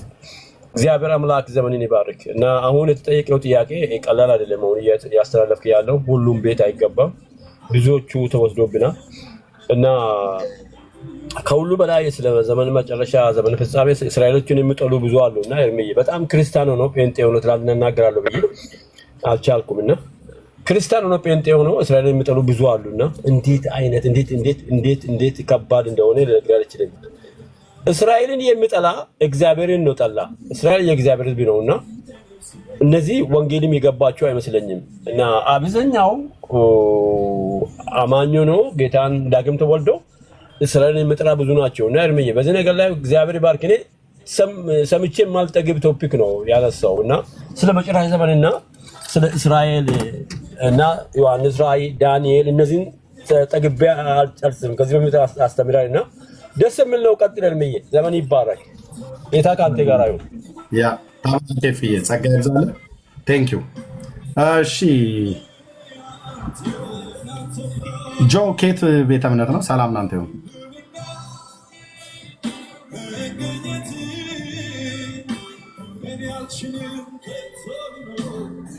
እሺ ኦኬ G7 ሰላም ሄርምዬ፣ እንዴት ነህ? ደስ ብሎኛል። መጀመሪያው ቴንክ ዩ እግዚአብሔር ያመሰገንኩት በዚህ ዘመን እድለኞች ነን። አይኑም ከከፈተ ማለት እንዲህ ከቻለ ከዚህ በላይ እግዚአብሔር ደግሞ እንደ ኤልያስ ቀብቷልና እኔም በእኔ ኤልያስ ነው የምለው። በህይወቴ ዘመን መንገድ ላይ ስንገራደግ የነበርኩት አፌ ኮላተፋ ይቅርታ መንገዱን ያቀና በአንተ በኩል እግዚአብሔር በዚህ ዘመን ለኢትዮጵያ ለምድር ሁሉ ያነሳው ጆሮ አላችሁ ግን አይሰማም፣ አይን አላችሁ ግን አያዩም እንጂ እንደ ኤልያስ ነው እና በአፌ ቃል የሚወጣ እሱ ላይ እግዚአብሔር እንደ ኤልያስ እንደሚቀጣችሁ ስላየሁት እኔ በእኔ ትንሹ ልጅ ነኝና በዚህ ላይ እግዚአብሔር ኤልያስ እንዳረገ አይቻለሁና እንስላ ጥንቃቄ እንድታርግ ደስ ይለኛል። ኤልያስ 50 ሰዎች 2000 እንዲያደርገ እግዚአብሔር ደግሞ በአንተ በኩል ሊያጸዳ ሊያጠራ ስለመጣ እግዚአብሔር ያመሰገንኩት ብዙውን ባልናገርም እግዚአብሔር ደግሞ እስራኤል የረገሙት የተረገሙ ይሆናሉ ስለሚል ይህ መጨረሻ ዘመን እንደመጣው እንደ የጎግና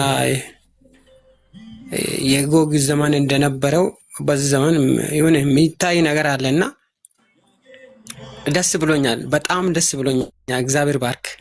ዘመንም እንደ ኤልያስ እንደ ዳንኤል ጠብቅ በኢየሱስ ስም።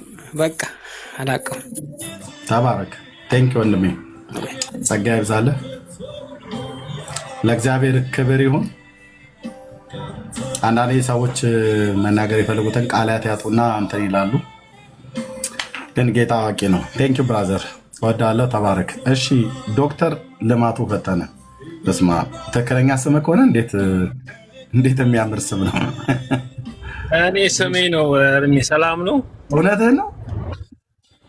እውነት። እኔ የኦርቶዶክስ እምነት ተከታይ ነኝ። ኦኬ።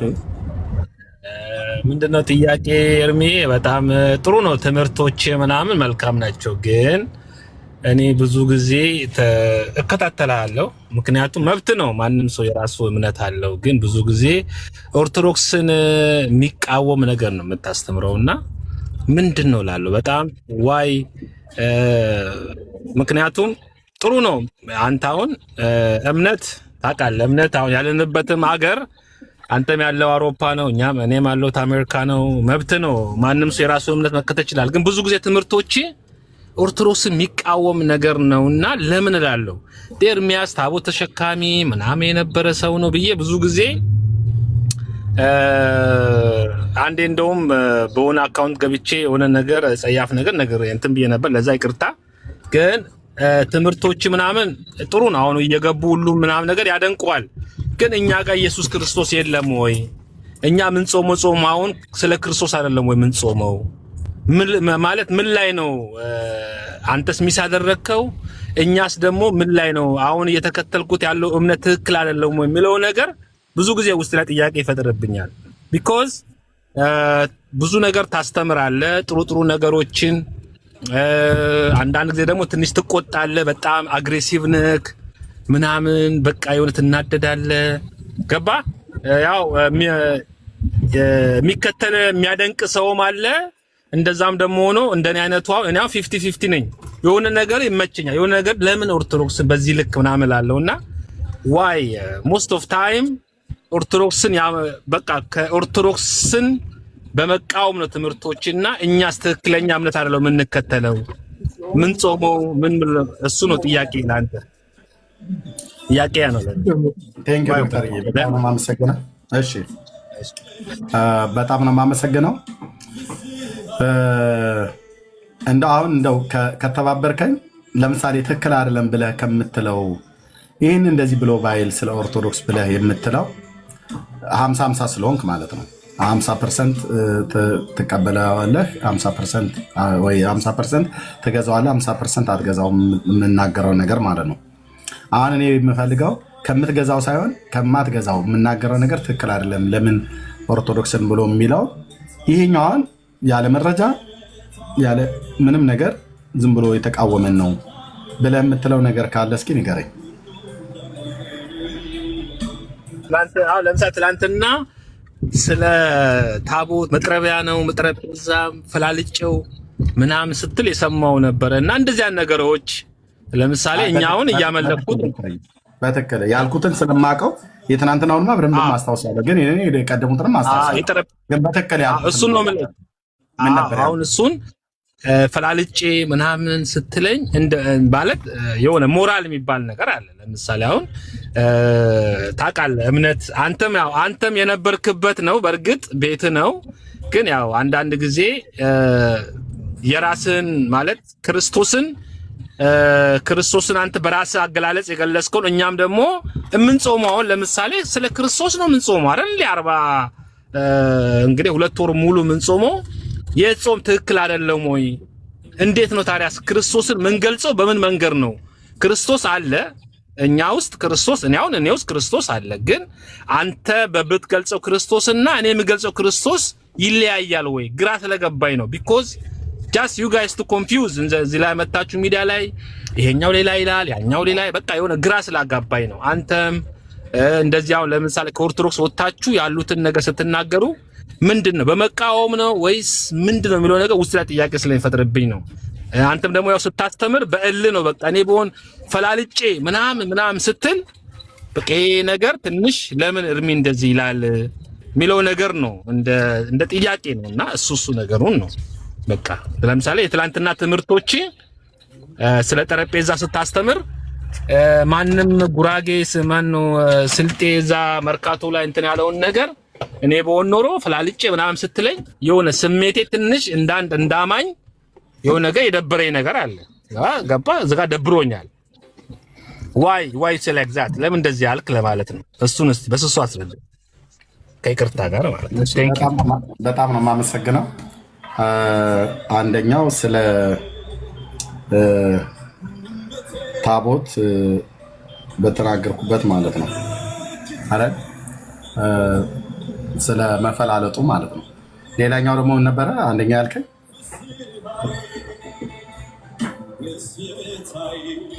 ሌላ ምን ነበረ? በቃ እሱ ነው ስለ ታቦት ፈላልጬ። ሌላኛውን አስታውሱኝ። አይ ሁለት ነጥብ ነበር፣ አንደኛውን ዘነጋሁት። አንደኛውን አስታውሱኝ። እህትዬ እስኪ ሜርሲ አስታውሽኝ።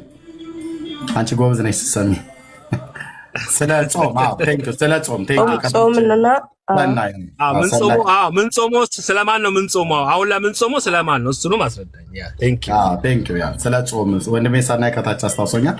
ቴንክ ዩ እትዬ ተባረኪ። እሺ ግን ትናንትና ስናገር የነበረውን ነገር ሙሉን አይ ቲንክ ሰምተዋል። ግን ስትናገር ግን ስለ መፈለጡና መቆረጡ ላይ አይነት ነገር ነው ያየው። ቆይ አንዴ ጠብቁኝ ጆኒ።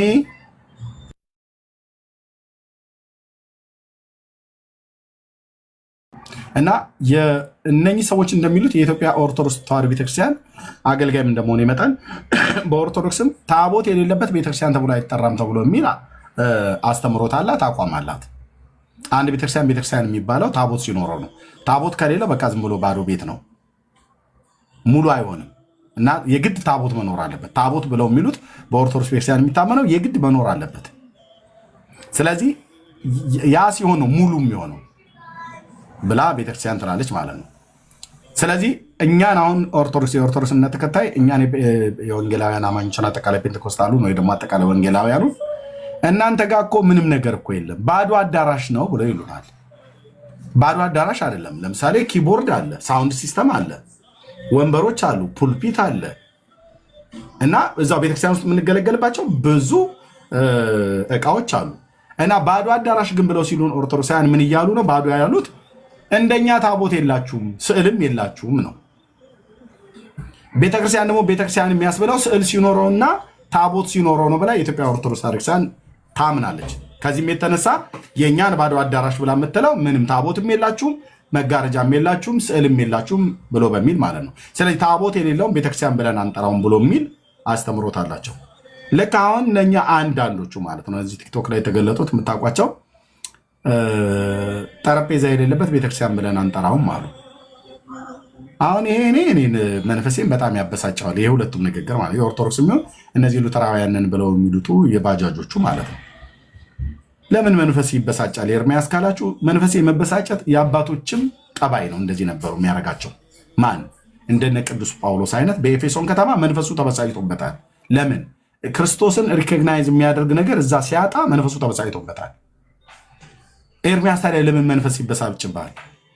እንዴት ነው ጠረጴዛ ያለውና ታቦት ተብዬ የሚባለው ነገር ያለው ቤተክርስቲያን ይባላል፣ እነዚህ ሁለቱ የሌላቸው ቤተክርስቲያን አይባሉም ብሎ የሚል ሰው በእርግጥ መጽሐፍ ቅዱስን ያውቃል ወይ? የኔ አንዱ እንደው ከተበሳጨውም የሚያበሳጨኝ መጽሐፍ ቅዱስን ግን በጥንቃቄ የሚያውቅ ሰው ይህንን ቃል አይናገርም። ጠረጴዛ ስላለ አይደለም ቤተክርስቲያን የሚያስብላት የንጉሱ እልልታ በመካከላቸው መሆኑ፣ ንጉሱ በመካከላቸው መገኘቱ ነው። ሁለትም ሶስትም ሆናችሁ በስሜ በምትሰባሰቡበት በዚያ ያገኛለሁ እንጂ ያለው አራት እግር ያለው ጠረጴዛ እዛ ስታረጉ በቫርኒሽ የተቀባ መርካቶ ገዝታችሁ በምስማር የተመታ የሆነ ነገር በመላጌ የተላገ እሱን ጠረጴዛ ስታረጉት እዛ ጠረጴዛውን ብዬ እመጣለሁ ብሎ አላለም። የኦርቶዶክስም እንደዚሁ ነው፣ ተመሳሳይ ነው። ባይዘው እንደ ይሄኛው ጠረጴዛ አራት እግር አለ፣ የኦርቶዶክስ ግን አራት እግር የለው። በቄሶች ተሸክመው የሚያወጡት ግን ያው በእንጨት በመጥረቢያ የተቆረጠ የተላገ በመጋዝ የተቆረጠ በመፈቅፈቅ የተፈቀፈቀ በብርጭቆ ወረቀት በደንብ አድርጎ በቃ ልስልስ እስኪል ድረስ መምሬዎቹ ቄሶቹ ማለት ነው የሚያበጁት። መምሬ የተሰማ ማለት መምሬ ሰብስቤ የሚባሉ ጉራራ አካባቢ ላይ የሚቀርጹ ዋቀ ነበር ነው ታቦት ማለት ነው። እና ሲቆፈቁፉ ነው የሚውሉት።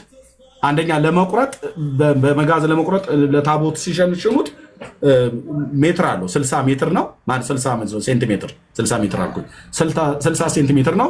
እሱን ለማድረግ በሽምግልና ማንም ደግሞ እንዳያቅባቸው ስለሚፈለግ ቀስ እያሉ ነው ሲቆርጡት የሚውሉት። ያንን ለመጥረብ ለመላግ ለማበጃጀት በብርጭቆ ወረቀት ጉጣጉጡን ከውስጡ የሚወጣውን በማውጣት የተለያየ ነገር በማድረግ ሲደክሙ ይላሉ።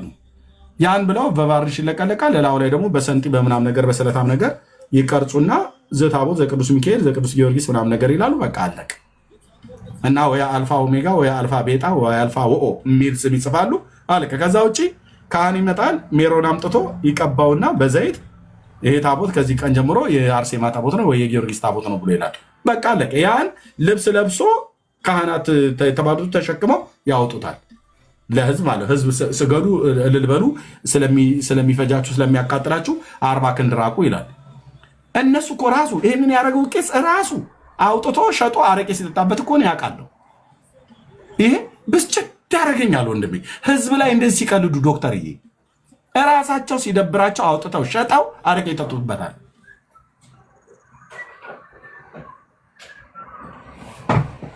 ደግሞ በሌላ ቀን ደግሞ ልብስ አልብሰው እንደኔ አይነቱ ምንም የማያውቅ የገጠር ዲያቆን መርዋ ይዤ ከፊት ቅጭል እያደረኩ ሄዳለሁ። መጾረ መስቀል ይዤ ዲያቆን እንደመሆነ ይመጣ ማለት በግራና በቀኝ ዣንጥላ ያጠላለት ሰው አለ። በቃ እንደዛ ህዝብ እልል በሉ እረዱለት። አልገባለች አልወጣለች አልሄዳለች እየተባለ ማለት ነው። ሲታይ ውስጡ ጨርቁ ሲነሳ ቫርኒሽ የተለቀለቀ መምሬ ሰብስቤ ጉራራ ኪዳነ ምሕረት አካባቢ የጠረቡት ቆንጅዬ የመክተፊያ ቅርጽ ያለው ማለት ነው። እሱ ስላለ እሱን መብታቸው ነው፣ በራሳቸው ማድረግ ይችላሉ። እሱ ስላለህ ነው ቤተክርስቲያን የምትባለው። እሱ ከሌለ ግን ቤተክርስቲያን አትባልም ተብሎ ሲባል ወራጅ ላለሁ በፍጹም አይሆንም። ምክንያቱስ ቤተክርስቲያን ያስባላት ሐዋርያቱ የሆነ የተቀራረጸ የተቆራረጠና የተጠራረበ በቫርኒሽ የተለቀለቀ ወይ ጭንቅላታችሁ ላይ ይዛችሁት የምትወጡት ወይ ደግሞ መድረካችሁ ላይ የምታስቀምጡት 4 እግር ያለው ጠረጴዛ እሱ ሲኖር ነው ቤተክርስቲያን የምትባለው። እሱ ግን ከሌላት ባዶ አዳራሽ ነች ብሎ ሲል አልተናገሩም ሐዋርያቱ። ሲጀምር እኛ ስለ ህንፃ ቤተክርስቲያን አይደለም የምናወራው። ቤተክርስቲያን እኮ ማለት በስሙ ተጠርተው የወጡ ኤክሌሽያ የተባለው ተጠርቶ ለህ ዘሎርድ ቴብል የሚባል ብለህ እንደዚህ የሚል ነገር ወንድሞች እናቶች፣ የቱ ጋ ነው ጌታ ኢየሱስ ያለው? አንዳንዴ እኮ ለራሳቸው እኮ የፈለጋቸው ድንጋይ ማቁመህ አወዳጅ ጫት ማቁመህ አምጥተህ ጫት ከሌላችሁ ቤተክርስቲያን አትባሉም ብለህ ማለት ትችላለህ፣ መብት ነው። እሱን ግን ጫት አምጥተህ ግን እኔ ጋር ተቀበለው ብለህ ስትለኝ ኖ ትባላለህ። ኖ በፍጹም። አሁን ኦርቶዶክስ ታቦት ብላ ምትለው እኮ ለራሷ ማለት ትችላለች፣ ግን ታቦት የሌለው ቤተክርስቲያን አይባልም ብላ ካለች ይሄ ቤተክርስቲያን ተብሎ የሚጠራው በዓለም ዙሪያ ያለው እኔ እውቅና አልሰጥም ብላ ካለች መብቷ ነው። ግን ይህን ትምህርት እንደ ትምህርት ብላ ወጣ ስትቃወም ኢየሱስ ነው ወይስ ሐዋርያቱ ናቸው ታቦት ያለውን ቤተክርስቲያን ተብሎ የሚባለው ያሉት? አምጡ መረጃ እንላለን። የለም፣ ወፍ የለም። ስለዚህ ጌታ ነው ቤተክርስቲያኔን እሰራታለሁ ያለው ማለት ነው። ያ ደግሞ በስሙ ተጠርተው የዳኑ ሰዎች ስብስብ እንጂ 4 እግር ያለው ጠረጴዛ ሲኖራቸው ቸርች ትባላላችሁ፣ ከሌላችሁ ቸርች አትባሉ ብሎ የሚል የጻፈ ሐዋርያ የለም፣ የተናገረም ጌታ የለም። አያምታቱም። ዘሎርድ ቴብል ብሎታል ቆሮንቶስ ላይ፣ እዛ ደግሞ መሰዊያ ብሎታል ጳውሎስ። አልታር ነው ብሎ የሚለው በእንግሊዘኛ፣ አውታር ነው ብሎ የሚለው በአረብኛ ብላ አታምታታ ማለት ነው። አውታርም አልታርም የሚበለው ሲጀምር አልታር የሚባል በአዲስ ኪዳን ምን ልታቀርብበት ነው? አልታር ማለት እኮ መሰዊያ ማለት ነው። ምን ሊቀርብበት? ኦርቶዶክስ በስዋን ትጠብሳለች። እኛ ዕለት ዕለት ጌታን እንሰዋበታለን ይላሉ። እውነት ጌታን ልትሰዉት አልተሰዋም እንዴ? አንድን መስዋዕት ለዘላለም አቅርቦ በእግዚአብሔር ቀኝ አልተቀመጠም? በዘላለም መንፈስ ሆኖ ራሱን ለእግዚአብሔር አቅርቦ የለ እንዴ? እና ጌታን ዕለት ዕለት እንሰዋ። አብነት ታች የሚታረገዋል ፕሊዝ። እሺ እየረበሽከኝ ስላለ ታች እና መሰዊያ ምን እንደምታደርጉት መሰዊያ ብለስ ጌታን እንሰዋበታለን። እውነትህን ነው። ለዚህ ነው ቢሎውን አምጡልኛ አለ ብሎ መልአኩ እየመጣ ለቄሱ ቢሎውን ይሰጠው ነበረ ብለው ድርሳን ማነች ያቺ የቡልጋዋ ሴትዮ ክርስቶስ ሰሚራ እንዴ ካላቀልኩት ክርስቶስ ሰሚራና ሳምራ ይንታቱብኛል እህትዬ። የእሷ መጽሐፍ ላይ እንደዛ ተብሎ ተጽፏል። መሶበ ወርቁን ዲያቆኑ ከቤተልሔም ህብስቱን ጨምረንበት ይዘን ስንሄድ ቅድስት ቤተ ክርስቲያን እያንን ስንገባ ማለት ነው። መሶበ ወርቁን እኔ ዲያቆኑ ይዤ ህብስት አለው ውስጡ። ያ ህብስቱ መሶበ ወርቋ ተለውጣ ልጃገረድ ትሆናለች ተብሎ እኮ ነው የተጻፈው ቀጥታ። በአለላና በወስፌ እየተሰፋ የሰላሌ ኦሮሞዎች የሰፉት መሶበ ወርቅ ወይ የአማራ ልጃገረዶች የሰፉት መሶበ ወርቅ እሱ ተቀይሮ መሶበ ወርቁ ተቀይሮ ልጃገረድ ትሆናለች አሉን። እሺ አለን። መጽሐፍ ቅዱስ ባላወቅንበት ዘመን ለሁሉ አሜን ነው የምንለው። እሺ አለን። እዛ ደግሞ ህብስቱ ይቀየርና ቆንጅዬ ያማረ ህፃን ልጅ ይሆናል። ከዛስ ካህኑ ህብስቱን አምጥቶ በፀሐሉ ላይ ሲያስቀምጠው ህፃኑ እዛ ላይ ይቀመጣል። ከዛ መልአክ ደግሞ ከሰማይ ቢሎ ይዞ ይመጣና ለካህኑ ህፃኑን ረደው እዛ ፀሐሉ ላይ፣ ፀሐል ማለት ሳህን ማለት ነው። እዛ ፀሐሉ ላይ የተኛውን ህፃን ረደው እያለው በዕለት ዕለት መልአክ ቢሎ ከሰማይ እየመጣ ለቄሱ ይሰጠዋል። ስለዚህ ቄሱ ህፃኑን ያርደዋል ይላል። ዋት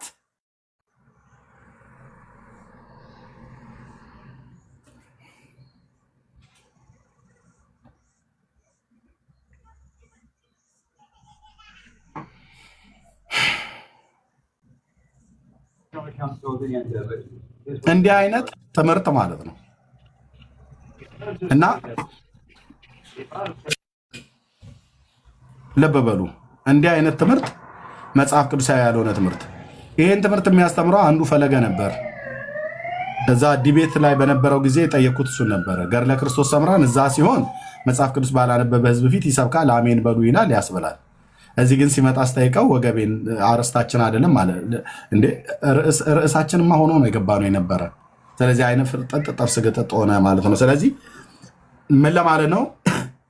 እኔ ማንም ይሁን ሉተራዊ ይሁን ፔንቴኮስታል፣ ሪፎርሜሽን ይሁን ማንም፣ ኦርቶዶክስ ይሁን ካቶሊክ፣ ጠረጴዛው ከሌላችሁ ቸርች አትባሉም፣ ታቦት ከሌላችሁ ቸርች አትባሉም ብላችሁ የምትሉ ከሆነ የእውነት ልንገራችሁ ፈልጣችሁ አንድዱት። ካልሆነ እኔ በመፍለጥ እተባበራችኋለሁ። መጥረቢያ አለኝ እገዛለሁ። ካልሆነ ካመጣችሁት ከትክቼ አነድልሃለሁ ማለት ነው። ምክንያቱስ ኢየሱስ ቅርጻ ቅርጽ ያለበት ቤተክርስቲያን ይባላል አላለም። ታዲያ ንጉሴ፣ መመሩ፣ ሊቁ፣ ዋናው ጌታ ካላለ አንተ ኬት አምጥተህ ነው የምትለኝ? ሐዋርያቱም ጠረጴዛ ወይ ታቦት የሚባል ነገር ሲኖራችሁ ነው ቤተክርስቲያን ትባሉት አላሉ። እነ ጳውሎስ ባላሉበት፣ እነ ጴጥሮስ ባላሉበት፣ ጌታችን ባላለበት፣ የብሉይ ኪዳን ነቢያት ባላሉበት፣ እነ መምሬ እንትና እያሉ ወይ እንትና ቄስ የሚባል ወይ ደግሞ ሉተራዊ ነኝ ብሎ የሚል አንድ ሰውዬ ስላለ ጠረጴዛ ሲኖረን ጠረጴዛ ያለበት ቤተክርስቲያን የሚባል ከሆነ እኔ ቤታም ቆንጅዬ ዳይኒንግ ቴብል አለ። ቆንጅዬ እግሩ ሁሉ እንትን የሆነ ጫማ ያደረገ የሚመስል ማለት ነው። ተው እንጂ እሱን ስናገር ነው እንደዚህ ያልኩት ዶክተር እንጂ ዝም ብሎ ሰውን ለማናደድ አይደለም። አታስፈራሩ በእንጨት ነው ያልኩት። አታስፈራሩ በእንጨት የምታስፈራሩ ከሆነ ፈልጣችሁ አንድዱ ብያለሁ። ይሄው አሁንም እላለሁ። እኔ አንድ ሉተራዊ የሆነ ሰው ጠረጴዛ ስላለ እኛ መድረክ ላይ ጠረጴዛ አለን በመካኒክስ ቤተክርስቲያን፣ እናንተ ጋር ግን ስለሌለ እናንተ ቸርች አትባሉም ብሎ ካለኝ ፍለጠውና አንድደው። ያ መድረክ ላይ ያስቀመጥከውን እንጨት አታስፈራራ ነው ብዬ የምለው በግልጽ አማርኛ ለወገኖቼ። ለምን ኢየሱስ እሱ ጠረጴዛ ያለበት ቸርች ይባላል፣ ይሄ ጠረጴዛ በሌለበት ግን ቸርች ብላችሁ እንዳጠሩት ብሎ አላለም። የቸርችነት መታወቂያ ጠረጴዛ መኖሩና አለመኖሩ አይደለም፣ ኢየሱስ መኖሩ እንጂ። ህልውናው ንጉሱ ባለበት በስሜ በተሰባሰባችሁበት እኔ ይገኛለሁ እንጂ አለው። በስሜ በተሰባሰባችሁበት 4 እግር ያለው ጠረጴዛ ስታኖሩ እኔ በዛ እገኛለሁ አላለም። ጌታ አላለም። እንደዚህ እዚህማ ከሆነ ልክ አሁን አንዳንድ ሉተራውያን ብለው እንደሚሉትማ ከሆነ ምን አለችኝ ኦርቶዶክስ ታዲያ? እንዴ የጀብራዘር እንዲቃና ስትል ግድግዳው በሙሉ አንድ ማት የሴት የአሮጊት የወጣት መልአክ የሚመስል ክንፎ የተቆረጠ ክንፎ የተጣመመ አንደኛው እግሩ የተቆረጠ አንደኛው አይኑ የጠፋ አሞራ ነቆረችው ምናምን ነገር የሚባል አንድ ማን ፎቶ አለ ኢየሱስ የሌለበት። ሸረሪታቸውን ግን በየጊዜው የሚያጸዱላቸው ማለት ነው። ምን አልኩኝ? ሸረሪታቸው ከየዕለቱ የሚጠረግላይ በረጃጅም መጥረጊያ በደንብ ጥረጉት። እዛ ጋ ይዘዋል ኮርነሩ ላይ ሽንት ብዙ ሸረሪ ልጆች ፈልፍላለች እየተባለ ማለት ነው። አሁን እነኛን ስዕሎች እኔ ያመለኩበት ዘመን ነው በጣም የምረግመው ዘመኔ። ያን ዘመን በጣም ነው የምረግመው። ምን አይነት ነው ብዬ ማለት ነው። ግን በቃ ሳላቅ በፊት ነው ሸረሪት የሚጠገረግለትን ስዕል እኔው ራሴ የሸረሪት ድር ከላዩ ላይ አጽድቼ ለዛው ደግሞ ስሰግድለት። አንተ ሃይማኖተኝነት እኮ ማለት እውርነት እኮ ማለት ነው።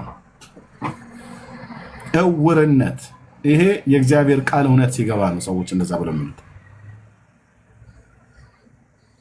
እና በጠረጴዛ አታስፈራሩ ብሎ በሚለው እንደዛ ጠንካራ ነገር የተናገርኩት አሁን ተናግሬ ነው እናገራለሁ። ማንም ለማናደር ብያለሁ። በልብ ቅንነት ነው ጌታን የማገለግለው። ጾም የምንጾመው ጾም መጽሐፍ ቅዱሳዊ አይደለም ያልከኝ አይደለም። ይህን ተናግሬያለሁ ከዚህ በፊት። የኦርቶዶክስ አንዱም ጾሟ መጽሐፍ ቅዱሳዊ አይደለም። አንዱም 7 አጽዋማት አለ ብላ ትላለች። 7ቱም መጽሐፍ ቅዱሳዊ አይደለም።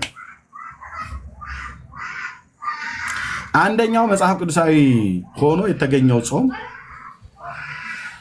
እነሱን ጾማለን ብለው የሚሉት ግን የመጽሐፍ ቅዱስ ጾም ትክክል ሆኖ እነሱ ግን ጾማለን ብለው የሚሉት ጾም ትክክለኛ ጾም አይደለም። ለምሳሌ አብይ ጾም የሚባለውን አሁን ከአብይ ጾም እንጀምር። አብይ ጾም ለምን ነው የሚጾመው? ጌታ ስለ ጾመው ነው ይላሉ። እውነት? አዎ። ጌታ ስንት ቀን ነበር የጾመው? 40 ቀን። ማን ያለው? መጽሐፍ የት? ማቴዎስ 4 ላይ። ኦርቶዶክስ ስንት ቀን ነው የምትጾመው? 55 ቀን። ማን ያለው? መምሬ እንቶኔ። የት ነው የተጻፈው? የትም መጽሐፍ ቅዱስ ላይ አታገኘውም። 55 ቀን ጾሙ ብሎ የሚል 15ቱን ቀን ማን የጨመረው? ቀዳማዊ ኃይለ ሥላሴ። ኢየሱስ 40 ቀን አይደል ጾመው? አዎ ኢየሱስ በጾመው ላይ 15ቱን ቀን ማን ነው ድንጋጌ ደነገው? ቀዳማዊ ኃይለ ሥላሴ። አየህ ታዲያ ነገስታቱ እጃቸውን እግራቸውን ጥፍራቸውን አስገብተው የጨመሩትን ጾም መጽሐፍ ቅዱሳዊ ነው ብለው ሲሉ ሳቄ ይመጣል። ሳቄ ነው እኮ ይመጣል። ለዚህ ነው አንዳቸውም ቀርበው አይሞግቱ። እሺ ኢየሱስ የጾመው እንዴት አድርጎ ነው? ሳይበላ ሳይጠጣ። ማን ያለው? ማቴዎስ። ወንጌላውያኑ ተቀባብለው ነው የጻፉት። አልበላም አልጠጣም ይላል። 40 ቀን እሑድ ቅዳሴው ጠዋት ነው ብሎ ኢየሩሳሌም ከተማ እየመጣ እየጠጣ እየበላ ወደ ቴልአቪቭ፣ ያሁና ቴልአቪቭ የቀድሞዋ ኢዮጴ ማለት ነው። ወደዛ እየሄደ ወደ ቤርሸባ እየሄደ ወደ ገሊላ እየሄደ ወደ ከተማ ወደ እናቱን ቤት ዞር ብሎ ሄዶ ወተት ያለው እንዳታስነኩ የጾም ማኪያቶ በሸኖ ልጋም ጠዋት ቂጣ ፍርፍር እየተሰራለት እየበላ አይደለም 40 ቀን የጾመው ጌታዬ። እና ወጥ ነው የጾመው ማለት አልበላም አልጠጣም ማለት አልጠጣም፣ ውሃም አልጠጣም፣ መብልም አልበላም 40 ቀን። ኦርቶዶክስ 40 ቀን የምትጾመው እንዴት አድርጋ ነው? ጠዋት ብቻ ብራዘር፣ ጠዋት ብቻ። አሁን የሸኖ ለጋ የሚባለው እኔ ድሮ ነው የማውቀው። አሁን ምን ለጋ የሚባል አንድ መዓት ቅቤ ነው ያለው። ቅቤን የሚያስንቅ በኮሰረት ከብርት ምንድነው ከጣሳ ውስጥ አውጥተው በኮሰረት አሳብደው ደግሞ ያነጥሩታል መልሰው ቅመማ ቅመም ጨምረውበት። ጠዋት በሱ ብራዘር ገንፎ የባሌ ኦሮሞች ያዘጋጁትን ገብስ ተፈትጎ የአርሲ ከኔ ሀገር ከአርሲ መጥቶልህ በደንብ አድርጎ ጭኮ እንዳለ ነው የሚወርዱበት ከነ ልጆቻቸው እንደ ተምች ጠዋት ማለት ነው። እሱን ግን ተማርጎ በልቶ በዚህ በሚያል ጆክ ሻይ ጠጥቶ የአዋሽን ሻይ ማለት ነው። ቀን ላይ 16 ነው 26 አይነት ወጥ የጾም በያሌት ስልጆ፣ ሱፍትፍት፣ ቃሪያ ስንግ፣ ፍሬው የወጣ ያልወጣ፣ ሽንኩርት የገባበት ያልገባበት ተብሎ ማለት ነው። አንዳንዱ እንደ ዱቤ ቃሪያ የሚባለው፣ አንዳንዱ ቀጫጭን የምትባል ሚጥሚጣ መሰለ እንዴ እንደሱ አይነቱን በኢትዮጵያ ትልቁ እንጀራ ድራሽ አባቱን አጥፍቶት ይውላል። በላው ላይ ደግሞ አንድ ሁለት ያላበ ምንም ክፋት የለውም ተብሎ ይባላል። ሁለት ሲመደር አንድ ጃምቦ እና አንድ ትንሽ ያላበው ጊዮርጊስ አምጭልኝ ብሎ ማለት ነው። ኢየሱስ የጾመውን እንጾማለን። ተው መንፈሴን አታበሳጩት ነው ብዬም። አንድ ኦርቶዶክሳዊ ኢየሱስ የጾመውን ጾሞትም አያውቅም፣ ልጾመውም አትችልም። እኔ እኮ ባለፈው ጾም ከመግባቱ በፊት ቃል እንገባባ ብዬ ነበር። ኢየሱስን ለመጾም ኢየሱስ የጾመውን ለመጾም በመጀመሪያ እጅ አውጡ 40 ቀን ምንም እህልም ውሃም በማይቀርብበት ዘግተን እናስገባው። እንደ 6 ኪሎ አንበሳ ምንም አናቀርብለትም። 40ዋን ቀን እዛ ውስጥ እንዳይንቀሳቀስ ምንም እንዳይገባለት ውሃም መብልም እንዳይገባ አድርገን 40 ቀኑን ይጾም። ከ40 ቀን በኋላ እንከፍተዋለን። አየር ብቻ እንዲገባ እናደርጋለን። ሌላ ግን ምንም የሚገባ የለም። እና በእውነት እሱ ሰውዬ ከ40 ቀን በኋላ ካገኘ ነው በእውነት ይህ ሰው የጌታን ጾም ጾሟል ብለን እንላለን። አሁን እንደዛ እናድርግ ብለን ብንል ኦርቶዶክሳውያኑ አሁን 40 ቀን ቢዘጋ የኢትዮጵያ የህዝብ ቁጥር ከጾሙ ከ40 ቀን በኋላ ወደ 50 ሚሊዮን አይቀንስም ብለን ነው። 100 ሚሊዮኑም ሽክ ሊል ይችላል። ለምን? ኢየሱስ የጾመውን ጾም ዝም ብሎ ሁለት እግር ያለው ሁሉ እንደፈለገ የሚጾመው ጾም አይደለም። ኢየሱስ አልበላም አልጠጣም ይላል። አለመጾም ማለት አለመብላት አለመጠጣት ነው፣ በስጋ ላይ እንኳን ከተባለ ማለት ነው። እሱንም ያደርገው 40 ቀን ነው። በቀንም አትገናኙ። ኦርቶዶክስ 55 ቀን፣ እናንተ 40 ቀን። ማነው ኢየሱስ 40 ቀን፣ ኦርቶዶክስ 55 ቀን። በቀንም አትገናኙ አይደለም በጾም ኢየሱስ እየበላ እየጠጣ አይደለም የሚጾመው። ኦርቶዶክስ ግን እየበላች እየጠጣች ነው የምትጾመው። እኔ ሁሌ የማስታውሰው የማረሰው አልኩ ቡናና ሻይ ሚኒስትር ጋር ትዝ ይላችኋል። እሱን አሳ ቤት የሚያውቀው አለ። ሜርሲ ካፌ የሚል ነበር፣ ህንፃ ተሰርቶበታል ነው። ከቡናና ሻይ ፊት ለፊት ላይ ወደ ምን ነበር ቸርች እዛ አካባቢ ላይ ያለው ሬማ ቸርች፣ በዛ ጋር ወደ ውስጥ ያስገባል። ቡናና ሻይ ህንፃ ፊት ለፊት ላይ በማዶ በኩል አስፋልቱን ተሻግረ ሜርሲ ካፌ የምትል ነበረች። ታውቂያታለሽ እህቴ? ሜርሲ ታውቃታለህ? አዎ፣ ሰናይ ሜክሲኮ ማለት ነው። የእናት ጓዳ የሚለው ያለበት የእናት ጓዳ መግቢያ ጋር ቴንኪው ሲስተርዬ። አንቺ እኮ ታውቂያለሽ። አይ እንዴ ሴቱ በጣም ነው እኮ ይበላ የነበረው። አየህ እናት ጓዳ አለች ወዲያውኑ ብላ ማለት ነው። ሴቱ ዘግቶ ነበር የሚበላ እናት ጓዳ። ልክ ነሽ እህትየው። አንድ ቀን ሰዎች ወስደውኛል። አንድ ቀን የገባሁት እዛ ቤት እዛ ከቡናና ሻይ ህንፃ መደዳ ላይ ወደዛ ወደ ነዳጅ ማደያው ሲል ብዙም ሳደርስ እዛ ጋር አንድ አሳ ቤት ነበረ። ለፋሲካ እንደዚህ ለጾም ጊዜ የሚገባበት ማለት ነው። እኔ በቃ ምንድን የናፈቀ በለትለኝ እንደሱ አይነት ነገር የናፈቀ የአርባ ምንጭ አሳ ነው ይባላል። የሚመጣው 3 ኪሎ ሆኖ የተወለደ ህፃን ልጅ ነው የሚያክለው አሳው። ደግሞ እንዴት አድርገው እንደሚሰሩት በጌታ ከበየአይነት ጋር አንዱን እላው ላይ አጋድመው ያመጣሉ። እኔ በየአይነቱን ቃሪያ ምናምን ነገር ብቻ ረሳና እረሳዋለሁ። አሳውን ነው የምበላው። ጭንቅላቱን ሁሉ ጭምር ሳይቀር ነበር የምቆረጥም።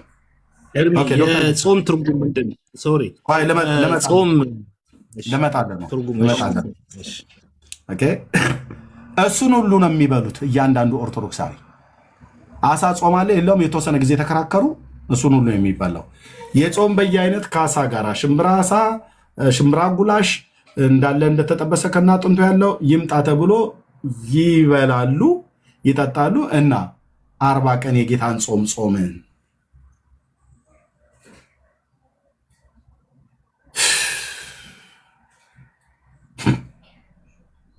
አርባ ቀን የጌታን ጾም ቀጥ አድርገን የጾም ነው ብለው ሲሉ ምኑ ነው ቀጥ ያደረግሽው? ጥዬ ከተማውን አይደል የቀጥ ያደረግሽው? የጾም በየአይነት አሳ የት ነው ያለው እያል እንዞር የነበረው እኮ እኛ። ስለዚህ አሁን ይሄንን እየበላ የጾመ ሰውዬ የጌታን ጾም ጾሟል ብዬ እኔ በፍጹም አልለው። በፍጹም የጾም ማያካያቱን እየጠጣ ቡና እየጠጣ ሻይ እየጠጣ ድራፍት እየጠጣ እስከ ቅዳሴ ሰዓት ድረስ እንጾማለን ያለው ኢየሱስ እስከ ቅዳሴ ሰዓት ድረስ ነበር የሚጾም የነበረው። ሲጀምር ቅዳሴ ሰዓት የሚባል አለው ጌታ የለውም። እስከ 9 ሰዓት ድረስ ጾመ። እሱ እኮ የሀገሬ ጉሬዛ የሚባል አለ። የጦጣና የዝንጀሮ አይነት ዝርያ ያለው ማለት ነው። ጉሬዛም እንኳን እስከ ቅዳሴ ሰዓት ድረስ ይጾማል እየተባለ የዝግባ ፍሬና ምናምን ነገር አይበላም ነበር ገጠር ውስጥ ማለት ነው። እኔ ያደግኩበት አርባው አውራጃ ላይ ነው። በጣም ደን ጫካ የነበረበት ነው። ጉሬዛዎች አሉ። በጣም የዱር እንስሳ ያለበት ሀገር ነው። እሱ እንኳን ራሱ አይበላም ተብሎ ይባላል። ኢየሱስ እስከ ቅዳሴ ሰዓት ድረስ ነበር እኔ ጾማል ብሎ ላይ ነበረው አይደለም። 40 ቀን አልበላም አልጠጣም። 4 ነጥብ። ኢየሱስ ማነው ኦርቶዶክስ ግን 40 ቀን አይደለም 55 ቀን ከጠዋት እስከ ማታ ይበላሉ። የማይበሉት ምንድነው? ወተትና የቅቤ የእንስሳት ተዋጽኦ ነው የማይበሉት። ስለዚህ ይሄ ጾም ማለት ነው፣ ከትርጉሙም ጭምር ማለት ነው። ጌታ የጾመበት ዓላማ አለ። በመንፈስ ቅዱስ ተመርቶ ነው የጾሙ። ያን ጾም ኦርቶዶክስም በመንፈስ ቅዱስ ተመርቶ አይደለም የጾሙት። ኢየሱስ ሲጾም ሰይጣንን ራሱ እዛ ድል ለመንሳትም ጭምር ነው የጾመው። የኤደን ገነቱን እባብም ለመቀጥቀጥ ነው የጾመው። ኦርቶዶክስ ግን ራሳቸው ጾመው ራሳቸው ነው የሚቀጣቀጡት። ጾሙ ሲፈታ ይጠጡና እርስ በርስ ነው የሚገዳደሉት፣ እርስ በርስ ነው የሚመታቱት። እዛም ድረስ አያደርሳቸውም። አብይ ጾም ብለህ ብትል መጽሐፍ ቅዱሳዊ አይደለም። ኦርቶዶክስም ጾመው ጾም እኔ ከጥላቻ አይደለም የምናገረው፣ በእርግጠኝነት አወራለሁ ብሎ የሚል ሰው ካለ መምጣት ይችላል። አይደለም የገና ጾም ተብሎ ይባል አይደለም። የገና ጾመ ነቢያት ብለዋሉ። የትኛው ነቢይ ነው የጾመው? ጥያቄ አድርገን አቀረብን። አንድ ሰው መጥቶ ያስረዳ የለም። ይወርዳል ይወለዳል ብለው ነቢያት ሲጾሙ የትኛው ነቢይ ነበር ይወርዳል ይወለዳል ብለው የጾሙት? አንድም ቦታ ማለት በቃ በጣም ደስ ከሚለኝ ፕራውድ ሆኜ የምናገረው ጴንጤም ሆነ የእግዚአብሔርን ቃል እኮ አልኩ ከሁለት ነጥቡና ከድርብ ነጠላ ሰረዙ ውጪ ይህንን እግዚአብሔር ቃል ላይ እዚህ ጋር ጾሟል ብሎ መጥቶ ሊያምታታኝ የሚችል ሰው የለም። መጽሐፉን ሙሉ በሙሉ በልቸዋለው፣ በልተነዋል፣ እየበላን ነው ጴንጤዎቹ ማለት። አንድ ነቢይ አታሳዩ። ኢየሱስ ይወለዳል ይወርዳል ብሎ የጾመ ነቢይ የለም። ነቢያት ጾመዋል፣ ግን የጾሙት ይወርዳል ይወለዳል ብለው አይደለም።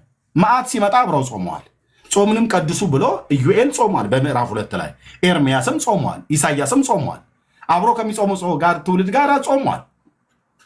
ዳዊትም ጾሟል። ሲጾም ግን ዳዊት መከራ በመጣበት ሰዓት ላይ እግዚአብሔር ጸሎቱን እንዲሰማው ማለት ነው ስለ ልጁ ጾሟል። ልጁ ማለት ከቤርሸባ በመጀመሪያ የተጸነሰው ማለት ነው። ኦሪዮን ባስገደለበት ጊዜ የመጀመሪያ በጦር ሜዳ ሳለ ከሚስቱን አምጥቶ ተገናኝቷት ባሏን አስጠርቶ ከጦር ሜዳ ከእሷ ጋር ተኛ ተብሎ ሲባል ሳይተኛ ሲቀር ያው ጸነሰች ማለት ነው። እና ያንን ልጅ በማፀን ገና እያለ እግዚአብሔር ገደለው፣ ቀሰፈው ይላል። እንዲህ በተወለደ ሳለ እንደተወለደ ታመመ፣ ልጁ ተቀሰፈ በእግዚአብሔር። እግዚአብሔር እንዲምርለት ዳዊት ጾም ጸሎት አደረገ። ከገደለው ግን በኋላ ጾም ጸሎቱን አቆመ ነው የሚለው። ዳዊት ጾሟል። የጾመው ግን ልጁን እንዲምርለት ነው። ሲገለው ተነስቶ በላ ይላል። ነቢያቱ ጾመው አንድ ነቢይ መሲሁ ይወለዳል ብለው የጾሙ ነቢይ የለም።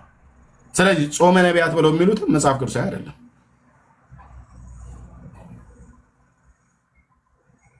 የጽጌ ጾም ይላሉ ከመስከረም 26 እስከ ህዳር 6 ምን የሆነችበት ቀን ወደ ግብፅ ሀገር የተሰደደችበት ይላል። እየጾመች ነው እንዴት ተሰደደችው? እንደዛ ነው የሚለው ማቴዎስ ወንጌል መጽሐፍ ምዕራፍ 2 ስደተኛ መሆና ጾመኛም የእመቤታችን የስደቷን ወራት ለናስብ። ታዲያ ማን ነው ጾሙ ብሎ ያለው? አባቶቻችን ሐዋርያት ያስተላልፉልን። የትኛው ሐዋርያ ነው የማርያምን ስደቷን እያሰባችሁ ጾሙ ብሎ ያለው? የለም። የሐዋርያቱ ትምህርት ቅብብሎች በትሩም ስልጣኑም እኛ ጋር ነው ይላሉ። አምጡ ትምህርት አሳዩ፣ መረጃ ሐዋርያቱ የጾሙበት ሐዋርያቱ የማርያምን ጾም ጾሙ፣ ጾሟን ማነው ስደቷን እየጾማችሁ አስቡ ብሎ ያለበት አሳዩን በለሰን የለም። ማማለዷን ሊያሳዩን እንደማይችሉ ሁሉ ስደቷን እያሰባችሁ ጾሙ ብለው ድንጋጌ አልደነገጉም ሐዋርያቱ።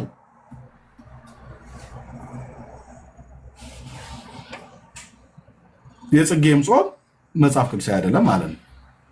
ፍልሰታ ኖ የሐዋርያት ጾም ሐዋርያት ሐምሌ 5 ምናምን ነገር የሚፈታ ማለት ነው። ጾም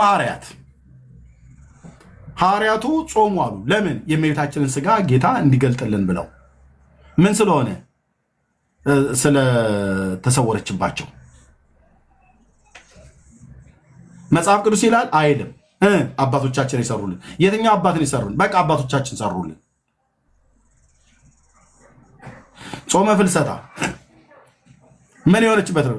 እመቤታችን የተነሳችበት ከሙታን እና ለምን ትጾማላችሁ? ያ አባቶቻችን በሐዋርያት በጉባኤ ሰርተው የትኛው ሐዋርያ የትኛው ቦታ ላይ ማርያም ከሙታን ስለተነሳች ጾም ጸሎት 16 ቀን ጾሙ ብሎ አለ? ሲጀምር ማርያም ከሙታን ተነስታለች ብሎ የሚለው ዶክተር ልንገር፣ እውነቱን ልንገር፣ እዚህ ያላችሁ ሰዎች ስሙ። እንቶ ፈንቶ መረጃ አልቦ የሆነ የደብተራ ስሪት ትምህርት እንጂ የመጽሐፍ ቅዱስ ትምህርት አይደለም። የጌታችን እናት ማርያም ከሙታን ተነስታለች፣ ሐዋርያቱ አይተዋታል ብለውን ነበር። ማን አያት? ሐዋርያቱ ብለን ስንል ዮሐንስ አይቷል በመጀመሪያ ያሉ ታምረ ማርያም ታምር 7 ላይ ድርሳነ ማርያም የሚባለው ላይ ደግሞ ቶማስ ነው ያያት አሉ። የትኛው ሐዋርያ እንኳን ከቶማስና ከዮሐንስ የትኛው እንኳን ቀድሞ እንዳያት እንኳን እርግጠኞች አይደሉም። ሁለቱንም ነው ያያት። ዮሐንስ አየ ይላሉ ታምረ ማርያም ታምር 7 ላይ፣ ቶማስ አያት ከህንድ ሀገር ሲመጣም ብለው ይላሉ። ልብ በል። ከሙታን መነሳቷን ሐዋርያቱ በሙሉ አይተዋል አሉ። ኦኬ ጥሩ። ሐዋርያቱ በሙሉ ካዩ እኔም ሌሎቹ ሐዋርያት ይቅሩ። ዮሐንስ የሚባለው ሐዋርያ ወደ ቤቱ ወሰዳት የተባለ ሐዋርያ እንዴት የጌታችንን እናት የማርያምን ከሙታን መነሳት እንዴት አልጻፈውም? ቢግ ኩዌስችን ማርክ ማድረግ አለበት እዚህ ጋር ነው። ሌሎቹ ሐዋርያትን ተዋቸው፣ እነ ዮሐንስ እነ ጴጥሮስ ምናምን ነገር። ዮሐንስ እንዴት አልጻፈውም? ወደ ቤቱ ወሰዳት የተባለ ሐዋርያ የማርያምን ከሙታን መነሳት አይቶ ሁሉ ቀን ቻሌንጅ የማቀርበው ይህን ነው። ኦርቶዶክሳውያን የምንጠይቀው የአልዓዛርን ከሙታን መነሳት ያየ ዮሐንስ በምዕራፍ 11 ላይ አልዓዛር ከሙታን ተነስቷል፣ ጌታችን አስነስቶታል፣ በአራተኛው ቀን ከደቀ መዛሙርቱ ጋር መጣ፣ ወዴት እንዳኖራችሁት አሳዩን ብሎ ሄዶ አስነሳዋል እና ጻፉልን። እውነትም ነው፣ ልክ ነው። የማርያምን ከሙታን መነሳት ዮሐንስ አይቶ የአልዓዛር እንደጻፈ እንዴት የማርያምን ተወው? ለምን አትጠይቁም? እንደዚህ አላየም እንዳይባል አይቷል ብለውናል ዮሐንስ የማርያምን ከሙታን መነሳት። የአልዓዛርን ከሙታን መነሳት በአይናቸው አይደል እንዲያዩት? ደቀ መዛሙርቱ ሁሉ አብረው አይደል የመጡት ወደ ቢታንያ? አዎ ጌታ ሲያስነሳው ከመቃብር ውጣ ብለው ሲሉት አላዩም? አይተዋል፣ በደንብ አይተዋል። ስለዚህ ጻፈው፣ ያየውን ጻፈው ዮሐንስ። የማርያምን ከሙታን መነሳት አይቷል ብለውናል ኦርቶዶክሳውያን። ለምን አልጻፈውም? ዮሐንስ አልጻፈውም። ለምን? ጉዳዩ እዚህ ምስራቅ አፍሪካ ላይ ደብተራዎቹ ሆዳቸውን ለመሙላት ብለው የፈጠሩት ትርክት እንጂ ማርያም ከሙታን አበደን ይላል የሐረር ሰው አልተነሳችም። 4 ነጥብ። አልተነሳችም። ብትነሳ አይተዋት ቢሆን እነሱ እንዳሉት ተነስታለች ብለው ይጽፍ ነበር ዮሐንስ። እሺ ዝለለው ጉዳዩን። ማቴዎስ ለምን ተወው? የማቴዎስ ጉዳይ ብዙ ያጠራጥረናል በል፣ እኛ እንጠራጥረው። ጴጥሮስ እንዴት አልጻፈው? አይ ጴጥሮስም ያው ነገሩ ችኩል ስለሆነ በል እሽቶ ከቃሉ አገልጋዮች የሰማው ሉቃስ ግሪካዊ እንዴት አልጻፈው? አይሁዳዊው ማርቆስ የማርያም ልጅ እንዴት አልጻፈው?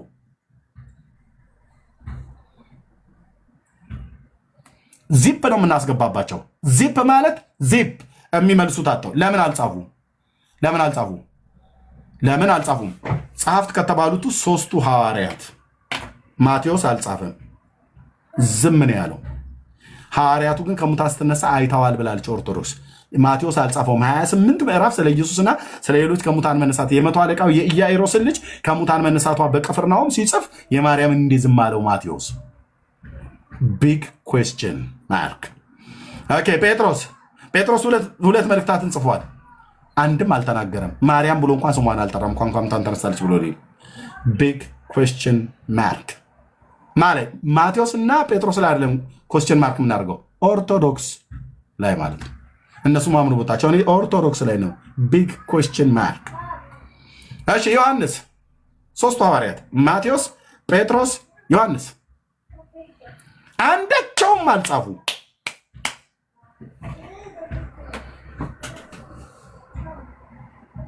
እንዴ ነውር አይደለም እንዴ እንበላቸው እነሱ። እንዴት አትጽፉትም ግን?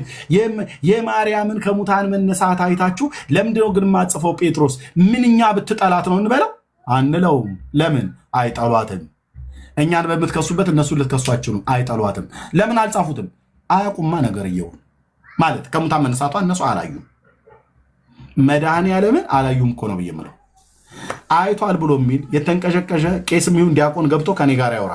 በራሳችሁ መጽሐፍት ወገባ ገዳህን ሰብረዋለሁ እዚህ ዓለም አደባባይ ላይ ማለት በምን? በመረጃ። እኔ በገጠርኛ ንግግር ነው የማወራው። ገበሬ ስለሆንክ ግብርና እንትን ይባል ይያዝልኝ። ቆንጅዬ ባል ሀገር ነኝ። በባል ሀገርኛው ነው የማወራው፣ እንደናንተ በከተምኛው አይደለም። ይግባና ያውራ።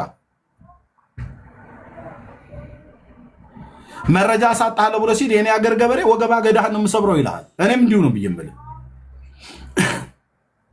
ወገብ ማለት አገዳ ማለት ምን ማለት ነው ብለህ ካልክ ሄደህ በመዝገበ ቃላት ላይ ማየት ትችላለህ። አንድ መረጃ ያመጡ የለም። ለምን ተወው? ማቴዎስ ለምን ዘለለው? ማርያም ከሙታን አልተነሳችም። መልሱ ይሄ ነው። ዮሐንስስ ለምን ጭጭ አለ? ማርያም ከሙታን አልተነሳችም። ለዜሮ ዝም ያሉት።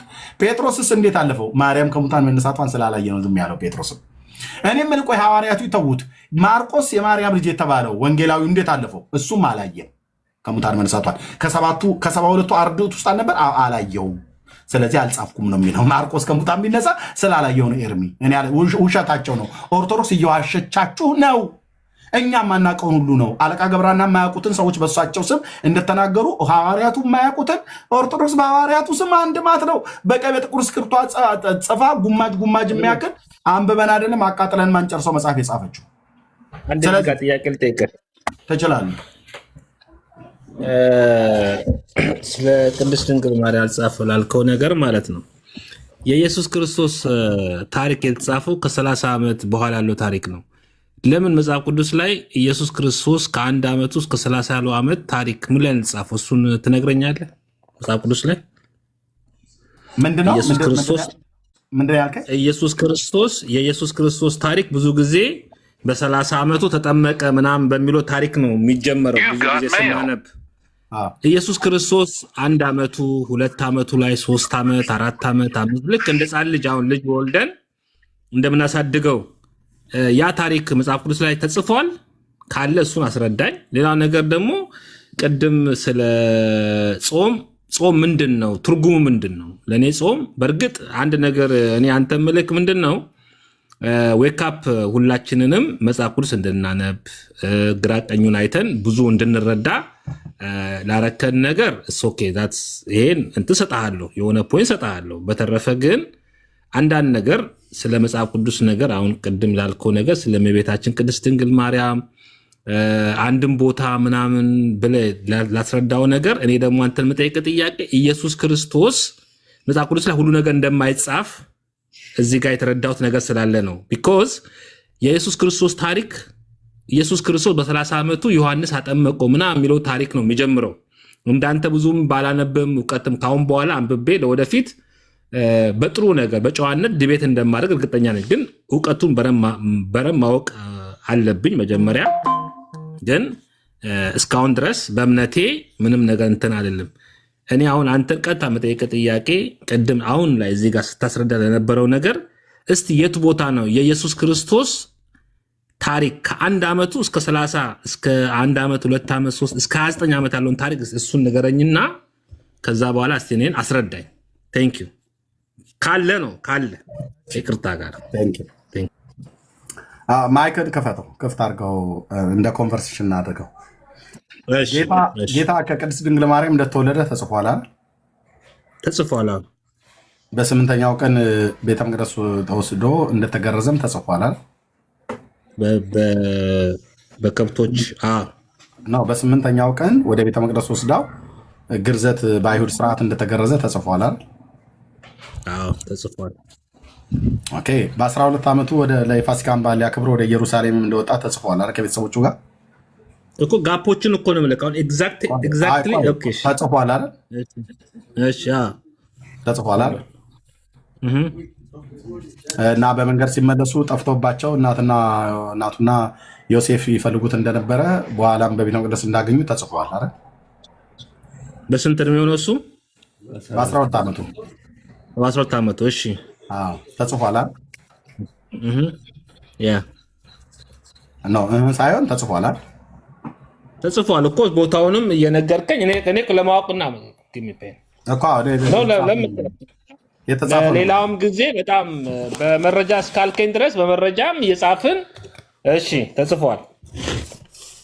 ካላወቀው እናሳያለን በመረጃ ማለት ነው። ግን እኔ የማውቀውን እሱንም ተምረናል። የእኛ ችግር ምን መሰለህ፣ ብዙ ጊዜ ስንማር አለመጻፋችን ነው የተማርን። ከእናንተ ጋርም ለምጠይቁን ጥያቄ መልስ መስጠት አለብን ነው። ያ የእኛ ደካማ ጎናጭ፣ እሱን እያሻሻለን ነው ኦርቶዶክሳውያን።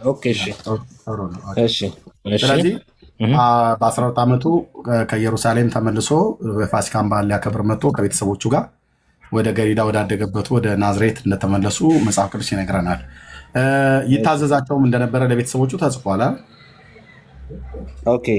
ይታዘዝላቸውም ነበር ይላል ጌታ ማለት ነው። ከ12 ዓመት በኋላ ግን በ30 ዓመቱ ተጠመቀ ይላል እኮ። ልመጣልህ ነው። በ30 ዓመቱም ተጠመቀ ይላል። ስለዚህ ከውልደቱ ጀምሮ በ8 ቀን መገረዝ፣ በ12 ቀን ፋሲካ ማክበርን፣ መታዘዙን፣ ለቤተሰቡ እየታዘዘ ማደጉን፣ በ30 ዓመቱ በዮርዳኖስ መጠመቁ ይነግረናል አይደል?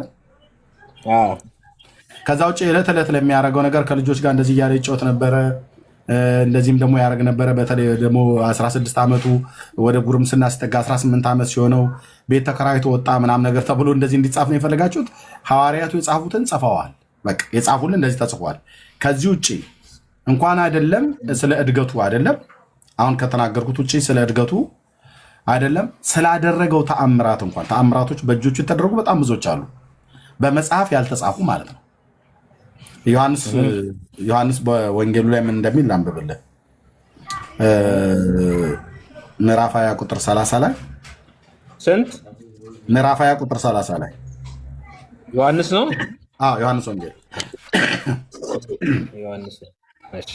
ኢየሱስ በዚህ መጽሐፍ ያልተጻፈ ሌላ ብዙ ምልክት በደቀ መዛሙርት ፊት አደረገ ይላል። በዚህ መጽሐፍ ያልተጻፈ ማለት ዮሐንስ በመጽሐፋቸው መጽሐፍቶች ውስጥ ያልተጻፈ የቀረ ማለት ነው። ብዙ ተአምራቱ በደቀ መዛሙርት ፊት አደረገ ካለ በኋላ ቁጥር 31 ላይ ነገር ግን ኢየሱስ እርሱ ክርስቶስ የእግዚአብሔር ልጅ እንደሆነ ታምኑ ዘንድ አምናችሁን በስሙ የሆንላችሁ ዘንድ ይህ ተጽፏል ይላል። በቃ የተጻፈው ይህ ተጽፏል ማለት ዮሐንስ በወንጌሉ ዮሐንስ በመልእክቱ የጻፈውን እሱ ነበረ ለጌታ የቀረበ ደቀ መዝሙር ተብሎ የሚባለው ይህ ተጽፏል አለ። ዮሐንስ የጻፈው በወንጌሉ ላይ 21 ምዕራፍ ጽፏል። በዛ ውስጥ በ8 ቀኑ ቤተ መቅደስ ሄደው እንደተገረዘ፣ በ12 ዓመቱ ፋሲካ ሊያከብር እንደሄደ፣ ለቤተሰቦቹ ታዘዛቸው እንደነበረ፣ በ30 ዓመቱ በዮርዳኖስ በዮሐንስ እጅ እንደተጠመቀ መጽሐፍት በሙሉ ዮሐንስም፣ ማርቆስም ሌሎችም ወንጌላት ይነግሩናል ማለት ነው። ከዚህ ውጭ ያለውን አልነገሩንም። ለምን? ስላልተጻፈ። ማን ያለው? ዮሐንስ ነው ያለው። አልተጻፈም ይላል። እዚህ ጋር ምን ተረዳ? ቅድም ስለ እመቤታችን የተናገርከው ነገር መጽሐፍ ቅዱስ ላይ እኔ እንደተረዳሁት እኔና አሁን አንተ በ8 ዓመቱ እንደተገረዘ በ12 ዓመቱ ምናምን እዛ ጋፕ አለ። አሁንም 30 ዓመት ተጠመቀ የሚለው ነገር አለ። መጣክና የዮሐንስ 20:30 ላይ የጠቀስከው ቃል አለ። ነገር ግን አሁንም ቢሆን መጽሐፍ ቅዱስ ሙሉ ለሙሉ እያንዳንዱን ነገር ይገልጻል ማለት አይደለም። በእኛ ይሄ ነው። እኛ አሁን መጽሐፍ ቅዱስ ብቻ አይደለም አባቶቻችን መጽሐፍ ቅዱስን ሲተረጉሙት በራሳቸው በእርግጥ እንደነገርኩ ነው። እኔ አሁን በእውቀት ምናምን ካልከኝ እግዚአብሔር ካለ የዛሬ 5 ወር 6 ወር አንብቤ ተረድቼ ከአንተ ጋር እኩል ለምጠይቀኝ ጥያቄ ዲቤት አድርጌ መልስ ለመስጠት ራሴን ላዘጋጅ እችላለሁ። አሁን ላይ ግን ከአንተ ጋር እንደዚህ ብል አምኖት ሬዲ ፎዛት። ግን የተወሰነ ማቆ ነገር አለ፣ ስለ እምነቴ ማቆ የምረዳው ነገር አለ። ገባ? ግን አሁን አንተ እዚህ ጋር አሁንም የተረዳ ነው ጋፖች አሉ። ያንን መጽሐፍ ቅዱስ ሙሉ ለሙሉ አይገልጽም። ይሄን ደግሞ ምንድነው ማረጋገጫው? ስለ ክርስቶስ ታሪክ ዮሐንስ በ30 ዓመቱ እንደተጠመቀ ከዛን 8 ዓመቱ ጋፖች አሉ። ለምን ያንን ጋፕ መጽሐፍ ቅዱስ ለምን ዮሐንስ ወይ ማርቆስ ዮሐንስ ለምን አልዘገቡ? ኢየሱስ ክርስቶስ በዛ እድሜ ውስጥ ምን ሲሰራ ነበር? አስፈላጊ አይደለም። ስለማይጠቅመን ምንም ስለማይጠቅመን ነው። ምንም ስለማይጠቅመን። ስለዚህ የእመቤታችንም ታሪክ እዛ ላይ እኛም ያልዘገብነው ስለማይጠቅመን ሊሆን ይችላል። ገባረን እዚህ ጋር እኩለኩሉና ሎጂክህ ዶክተር እንዴት ስህተት እንደሆነ ላሳይ። ስህተቴን ንገረኝና እኔም ላደርግ። ስለ ኢየሱስ የጻፉት እነማን ናቸው? ማርቆስ፣ ዮሐንስ እነማን ናቸው ማለት ሐዋርያቱ ናቸው አይደል? አጠቃላይ ሐዋርያቱ ናቸው አይደል? ሐዋርያቶቹ ጽፈውታል። ያልጻፉት እነማን ናቸው? ሐዋርያቱ ናቸው አይደል? ያልጻፉትንም የተዉት አዎና እኮ ሐዋርያቱን የጻፉትን እንዲጽፉ ያልጻፉትን እንዲተዉ ያደረጋቸው በማን መንፈስ ተመርተው ነው የጻፉት? ሐዋርያቱ እሱ በእግዚአብሔር መንፈስ ነው። ስለዚህ በእግዚአብሔር መንፈስ ኢንስፓየር ሆነው እንዲጽፉ የፈቀደላቸውን አጽፏቸዋል፣ እንዲጽፉ ያልፈቀደላቸውን አላጻፋቸውም ማለት ነው። ይህ ጌታ አሁን ልክ እንደዚሁ በዚሁ ሎጂክ ነው ያልከኝ አንተ። በዚሁ ሎጂክ የማርያምን እናቱ መሆኗን ጽፈዋል። አዎ ትክክል። ብፅዕት ሴት መሆኗን ጽፈዋል። የጸሎት ሴት መሆኗን ጽፈዋል። በድንግልና በድንግልና እንደሞተችም ጽፈዋል። የቱ ጋር አምጣ እሱን። እመቤታችን ነው በድንግልና ጸንሳ በድንግልና እንደወለደች። በድንግልና እንደወለደች አምጣ። በድንግልና ጸንሳለች በድንግልና ወለደች ብሎ የሚል አምጣ። በድንግልና እንደወለደች መጽሐፍ ቅዱስ አይናገርም? በድንግልና እንደወለደች እኮ ብያለሁ እኮ። በድንግልና ወልዳለች። ድንግል ሆና ማለት ወንድ ሳታቅ በእሷ ጭን ውስጥ ሌላ ወንድ ገብቶ በሩካቤ ስጋ ሳይገናኛት ድንግል ሴት እንደሆነች ወልዳለች። ስትወልድ ግን በድንግልና ነው የወለደችው። በድንግልና የወለደችው እመቤታችን ቅድስት ድንግል አይደለም። ካለ አምጣ።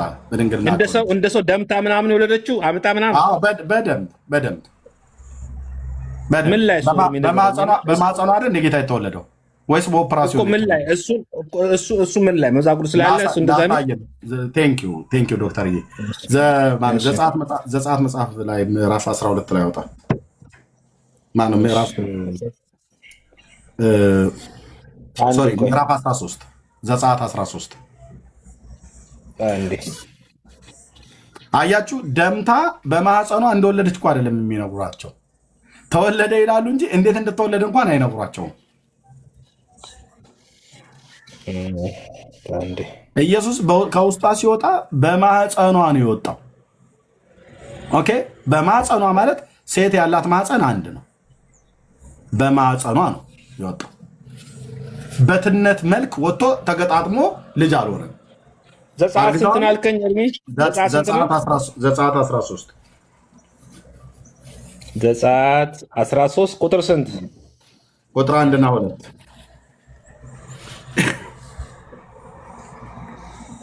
እግዚአብሔር ሙሴን እንዲህ ብሎ ተናገረው ከሚለው ነው። እሺ ምን ይላል? በእስራኤል ልጆች ምዕራፍ ቁጥር 2 በእስራኤል ልጆች ዘንድ ከሰውም ከእንስሳትም ማዕፀን የሚከፈት በኩር ሁሉ ነው። የሚከፈት ሳይሆን የሚከፍት ምን ማዕፀን የሚከፈት ሳይሆን ማዕፀን የሚከፍት ለእኔ ቀደሰልኝ የኔ ነው ይላል። ምንን የሚከፍት ይላል? ምንን የሚከፍት ይላል? ማዕፀንን ምን የሚል ማዕፀንን የሚከፍት እንግዲህ ማዕፀን ብሎ የሚለው ይቅርታ፣ እዚህ እህቶችም ቢኖሩ ምን ችግር የለውም። ማዕፀን ብሎ የሚለው የሴት ማዕፀን ነው አይደል? ከሰውም ከእንስሳም ነው የሚለው። የእንስሶቹም እዚሁ ጋር ይናገራል። ከእንስሳም የእንስሶቹን ማዕፀን የሚከፍት ማለት ነው። ላም ብትሆን ላም ልጇን የምትወልደው በማዕፀኗ በኩል ነው። የምትጠቃውም በማዕፀኗ በኩል ነው። የምትወልደውም በማዕፀኗ በኩል ነው። የምትሸናውም በማዕፀኗ በኩል ነው። ስለዚህ ማዕፀንን የሚከፍት ማለት የመጀመሪያዋ የጊደር ነው የምትባለው ከላሞች ማለት ነው። ጊደሯ በወይፈን ትጠቃለች፣ ከዛ ታረግዛለች። የመውለጃዋ ጊዜ ሲደርስ በማህፀኗ በኩል ነው። ልክ እንደ ሰው ማለት ነው። የሚፈሰው ነገር አስቀድሞ ይፈሳል፣ ከዛ ታምጣለች። በእነዚህ እጆቼ እኔ ብዙ ከብቶቻችንን አዋልደናል። ጭንቅላቱ ከነ እግሩ የፊት እግሩ ጨምሮ ጥጃው ይመጣል። ሲመጣ ቀስ ብለን ጎትተን አውጥተን እንራዳቸዋለን ማለት ነው ላሞቹ። ስለዚህ ያቺ ጊደር ስትጠቃ በመጀመሪያ ማህፀኗ የተከፈተው በሚጠቃት ወይፈን ነው። ኦኬ፣ ድንግልና የሚባለው ማለት ነው። ለእያንዳንዱ ለእንስሳውም ለሰውም እግዚአብሔር እንዲያርጎ ስለሰራ ማለት ነው። ኦኬ፣ ሲወለድም እና ይሄ ነገር እመቤታችንን ይገልጻል እያልከኝ ነው? ቆይ ይኸው ላሳይ ነው። መጽሐፍ ላይ ይኸው እየነገረን ከእንስሳም ከሰውም እኮ የሚላለ ሙሴ ማለት ነው። ከዛ አዲስ ኪዳን ላይ ደግሞ ሄድላለሁ ከማርያም ጋር እንዴት እንደሚያገናኘው ማለት ነው። ኦኬ፣ ከሰውም ከእንስሳም ማህፀን የሚከፍት ከሰውም ከእንስሳም ይላል። እንስሶች የተባሉት አሁን ላም ለመሆን ጊደር ናት። መጀመሪያ ጊደሯ ተጠቅታ ስትወልድ ነው ላም ተብላ የምትባለው። ያልወለደች ገና ልጃገረድ ተብላ የምትባላ ጊደር ትባላለች። በወንድ ያልተጠቃች ጊደር ነው የምትባለው። ተጠቅታ ግን የወለደች ልጆች የወለደች ላም ትባላለች። ያላረሰ ደግሞ ወይፈን ይባላል። ሲያርስ ወይ ደግሞ ሲቀጠቀጥ ዘር እንዳይተካ ተደርጎ ሲቀጠቀጥ በሬ ተብሎ ይባላል ማለት ነው።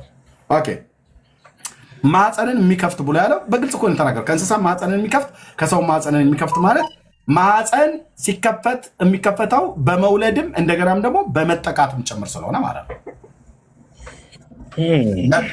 ለከብቶቹ ልክ እንደዛ ማለት ነው። ለሰው ልጅ ሲሆን ልጃገረድ ድንግል ሆና ማህፀኗ ይገረሰሳል ይባላል በገጠራችን በገጠር ንግግር ማለት ነው። ከተመኛውን ጭምር ማለት ነው። ሴት ልጅ ማህፀኗ ነው ድንግልና የሚገረሰሰው በምንድን ነው? አንዳንዶቹ በስራም ይሄዳል ብለው የሚሉት ነገር አለ። እኔ እዛ ላይ አላቅም። እዚህ ላይ ማህፀን ስፔሻሊስቶች የሆኑ በደንብ ሊያውቁ ይችላሉ። ኦኬ፣ ግን አብዛኛው ሴት ድንግልናቸውን የሚገረሰሰው በማን ነው? በግዴታም ይሁን በውዴታ ተስማምተው ከተኙት ወንድ ጋራ በሚያደርጉት ሩካቤ ስጋ በዛ ሰዓት ላይ የማህፀን ግድግዳው ተሰብሮ ይገባል ማለት ነው። ያኔ ይደማሉ። ግልጽ እኮ ነው። ግልጽ ቁልጭ አድርጎ እኮ ነው መጽሐፍ የጻፈው። ኢየሱስ ክርስቶስ ፍጹም ሰው ፍጹም አምላክ የሚለው ቆይ ዶክተር ይህንን የግድ በመጽሐፍ ብቻ ሳይሆን በባህላችን ውስጥ ሁሉ ጭምር ይታወቃል። ኦኬ፣ እኔ ገጠር ሚዜ ሆኜ ስለነበር ሚዜ በምንሆንበት ሰዓት ላይ ሴቶች ካገቡ በኋላ በገጠርኛው ማለት ነው በሰርጉ ማግስት የደም ሸማ የደም ማረብ ተብሎ ይዞ ይኬዳል በባህላችን ማለት ነው። እንደዛ ከሌለባት ደግሞ ባለጌ ሴት ነኝ ተብሎ ወይ ባሏ ከበር አድርጎላት ከኖረ ትኖራለች፣ ካልሆነ ግን ወደ ቤተሰቧ ሁሉ ይመልሳታል፣ ቀጥቅጦ ደብድሞ ሁሉ ማለት ነው። ማለት ድንግልናዋን አጣው ብሎ ማለት ነው። ስለዚህ የሴት ልጅ ማህፀኗ የሚከፈተው በምንድን ነው? አንድ በወንድ ይከፈታል ማለት ነው። ሁለት ስትወልድ ደግሞ ማህፀን ይከፈታል። አሁን ስትወልድ ማህፀኗ ተከፈተ ተብሎ የሚባለው ለማን ነው? ለማርያም ብቻ ነው። ምክንያቱስ ማርያም ስትጸንስ ከወንድ ጋር ተገናኝታ የማህፀኗ ግርግዳ ፈርሶ በወንድ አይደለም የጸነሰችው። እንደዛው እንዳለ የማህፀኑ ግርግዳ ሳይነካ እንደዛው እንዳለ ጌታ መንፈስ ቅዱስ አጸነሳት ማለት ነው። ጌታ ስትወልድ በምን በኩል ነው የወለደችው? በማህፀኗ ነው። ጌታ ሲወለድ ጭንቅላቱ አልወጣም እንዴ? በሷ ማህፀን በኩል ወጥቷል። እጁ እግሩ አልወጣም እንዴ? ወጥቷል። ሲወጣ ያ የማህፀን ግድግዳን የዘጋው ነገር አይከፈትም እንዴ? ይከፈታል። ይኸው ማቴዎስ ማነው ዘጸአት 13:2 ላይ የሚናገረው ይህንን ነው። ይከፈታል። ስለዚህ ሴት ማህፀኗ ከተከፈተ ድንግልና ትባለች? አትባልም።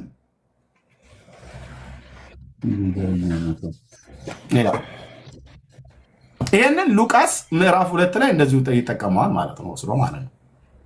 በጌታ ሕግ ይላል የሉቃስ የቃሉ ጻፊ ለከበረ ቴዎፍሎስ ሲጽፍ በጌታ ሕግ የሴትን ማህፀን የሚከፍት ሁሉ ለጌታ የተቀደሰ ይባላል ተብሎ ተጽፏልና ኢየሱስንም ማርያም ይዛ ወደ ቤተ መቅደስ ይዛ ሄደች ይላል።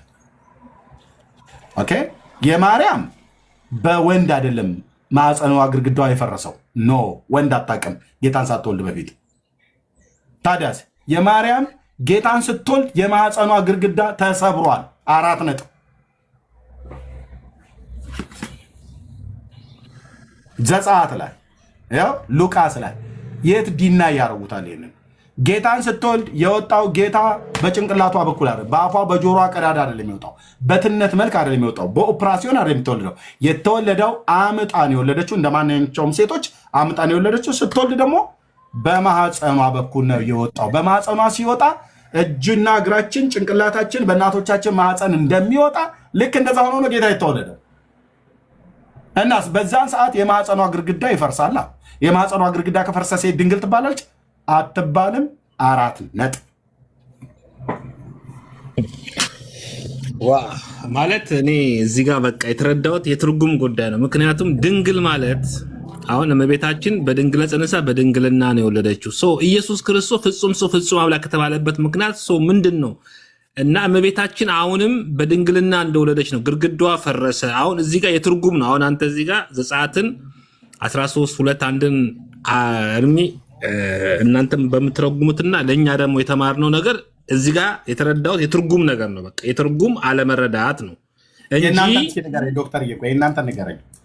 እኔ በድንግልና አሁን እዚህ ጋር አሁን እኔ ነገርኩ በድንግልና ጸንሳ በድንግልና እንደወለደች ነው። አሁን እዚህ ጋርም እምልህ ነገር እርሚ ምንድን ነው? እመቤታችን ቅድስት ድንግል ማርያም በድንግልና ወልዳ በድንግልና ጸንሳ በድንግልና ወለደች ብሎ ነገር ነው። ግርግዳዋ ፈረሰ። አንተ እንደምትለኝ አሁን አንተ እዛ ጋር ያበራራው እንደ ሰውኛ ከሆነ ትክክል ነህ። እንደ ሰውኛ የሰው ልጅ የሚወልደው መጀመሪያ ግብረ ስጋና ግንኙነት አድርጎ ከዛ በኋላ ጸንሶ 9 ወር ምናምን ነገር ደምደምቶ ያ ነገር ፈርሶ ምናምን ነው። ግን ድንግል እንደዚህ ወለደች ወይ የሚለው ጥያቄ አንተ አሁን ያስረዳኸኝና እዚህ ጋር ያለው ቃል የሆነ ነገር ለእኔ አምሶ ኮንፊውዝ ስላደረገኝ ነው። እና እኔ ተማርኩት ነገርኩ። እኔ አሁንም እማምነው እመቤታችን ቅድስት ድንግል ማርያም በድንግልና ጸንሳ በድንግልና እንደወለደች ነው ማምነው። አንደኛ። ሁለተኛ ነገር ደግሞ ኢየሱስ ክርስቶስ የት አለ እንደዛ የሚል? ቆይ ዶክተር ሳቸኩል አንተን አሁን ረጅም ታወራ፣ እኔ ረጅም ስላወራሁ የት አለ? በድንግልና መጸነሷ መጽሐፍ ቅዱስ ይነግረናል። በድንግልና ወልዳለች ብሎ የሚለውን ክፍል አሳየን። እመቤታችን በድንግልና መጸነሷ እናውቃለን። ድንግል ትጸንሳለች ብሎ ኢሳያስ ትንቢት ስለተናገረ ምዕራፍ 7 ቁጥር 14 ላይ ምረናል። ግን እኔ አሁን ነገርኩህ እኮ ቅድም ተናግሬያለሁ። አሁን እንደዚህ ነገር አምጣ ብትለኝ አምኖት ሬዲ ፎዛት። እኔ ግን አሁን አንተ በሰጠኝ ድቤት ሌሎች ሰዎች ጠይቅ ዶክተር። አሁን አንተ ማሳየት ባትል ምናልባት መጽሐፍ ቅዱስ ገና እየተማርክ እያነበብክ ስለሆነ ሶሪ። ግን ለዚህ እዚህ ያሉ ኦርቶዶክሳውያንን ግቡና በላቸው፣ እዚህ ቤት ግቡና እኔ ተምሬም ሆነ በድንግልና መጸነሷ እናውቃለን። በድንግልና መውለዷን የሚያሳዩን ነገር ካለ ግን ይንገሩን። እህትየው ቤቱን መሪዋ እንዳፍታ ልምጣ አለሽ አይደል? ሜርሲ ወንድምነትም መጥቷል አለው ብሩኬም መጥቷል። ያ በቃ ቤቱን ምሩት፣ እመጣለሁ።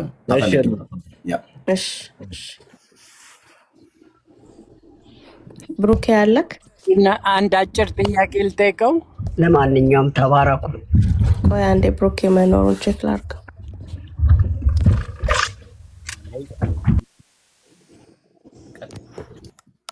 ብሩኬ አለ? ሜርሲ አለው። ቀጥይሽ አለው። አንተ ካለክ እሺ፣ እኔ ጋር ማታም ስለሆነ ግን አለው። እሺ ቀጥይ፣ ይጨርስ እሱ። እሺ ዶክተር ጨርስ። ብሩኬ ይሰማሃል? አይ በቃ እኔ አንዳንድ እዚህ ጋር ያው ከእርሚ ጋር ያወራነውን ነገር ነውና እዚህ ጋር አሁን በእስራኤል ልጆች ዘንድ ከሰውም ከእንስሳትም ማዕፀን የሚከፈት የበኩር ሁሉ ለእኔ ቀደሰልኝ። የኔ አሁን እዚህ ጋር ያለው ቃል ምናልባት እኛ የምንረዳውና በእርግጥ እንደነገርኩት ነው። ምንድነው የእርሚ እንደዚህ ማስተማር ምናምን ለእኛ ሞር እንድናነብ መጽሐፍ ቅዱሳችን ያው ሁላችንም እናንተም ብትሆኑ ከኦርቶዶክስ በአብዛኛው የወጣችሁ ናችሁ። ይህንን የታወቀ ነው። ግን ሞር ደግሞ ለዲቤትም ለምንም ነገር ለመከራከርም እንደዚህ ነገር ስንባል እኛ መሬድ እንድንሆን ሁላችንም የኦርቶዶክሳውያን እምነት ተከታዮች እያነበብን ነው። ግን አሁን እኔ የተረዳሁት ነገር ምንድን ነው የትርጉም ልዩነት እንዳለብን ነው። በቃ ትርጉም ለእኛ አባቶቻችን ተርጉሞ የሰጡንና ማንኛውም ወይ የፕሮቴስታንት የጴንጤ ባናቸው እንደዚህ ደግሞ የተረጉሙት ነገር ስለሚለያይ የሚለው ነገር ነው ውስጤ ላይ የመጣው። ይህን ነገር ነው ያው የተረዳሁት። ቢኮዝ ኢየሱስ ክርስቶስ ፍጹም ሰው ፍጹም አምላክ እንደሆነ ከድንግልና እመቤታችን ቅድስት ድንግል ማርያም እኛ በእርግጥ ብዙዎቹ እመቤታችንን ምናመልክ ምናምን አይደለም፣ የክብር ነው።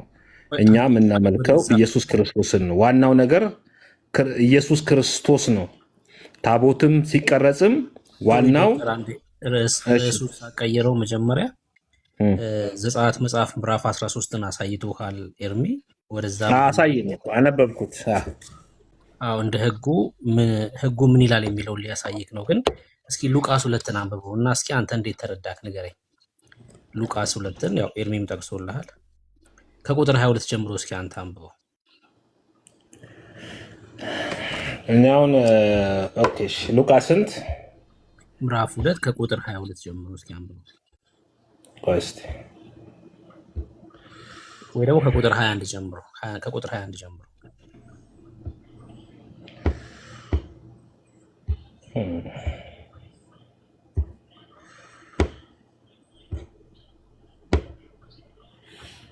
ሉቃስ ነው ያልከኝ? አዎ ምዕራፍ 2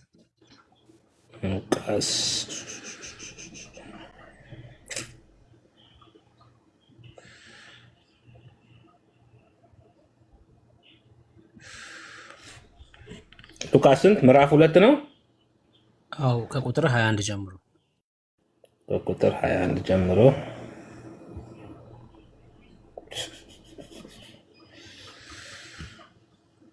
እንግሊዘኛው ነብኝ። ቆይ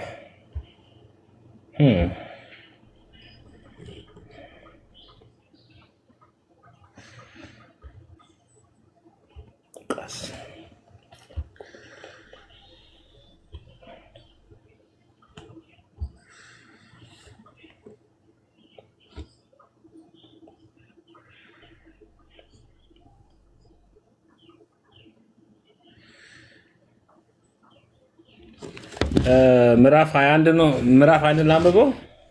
አይ ምዕራፍ 2 ከቁጥር 21 ጀምሮ። ሊገርዙት 8 ቀን በሞላ ጊዜ በማዕፀን ሳይረገዝ በመልአኩ እንዲህ ተባለ፣ ስሙ ኢየሱስ ተብሎ ተጠራ ይላል። እሺ ቀጥል።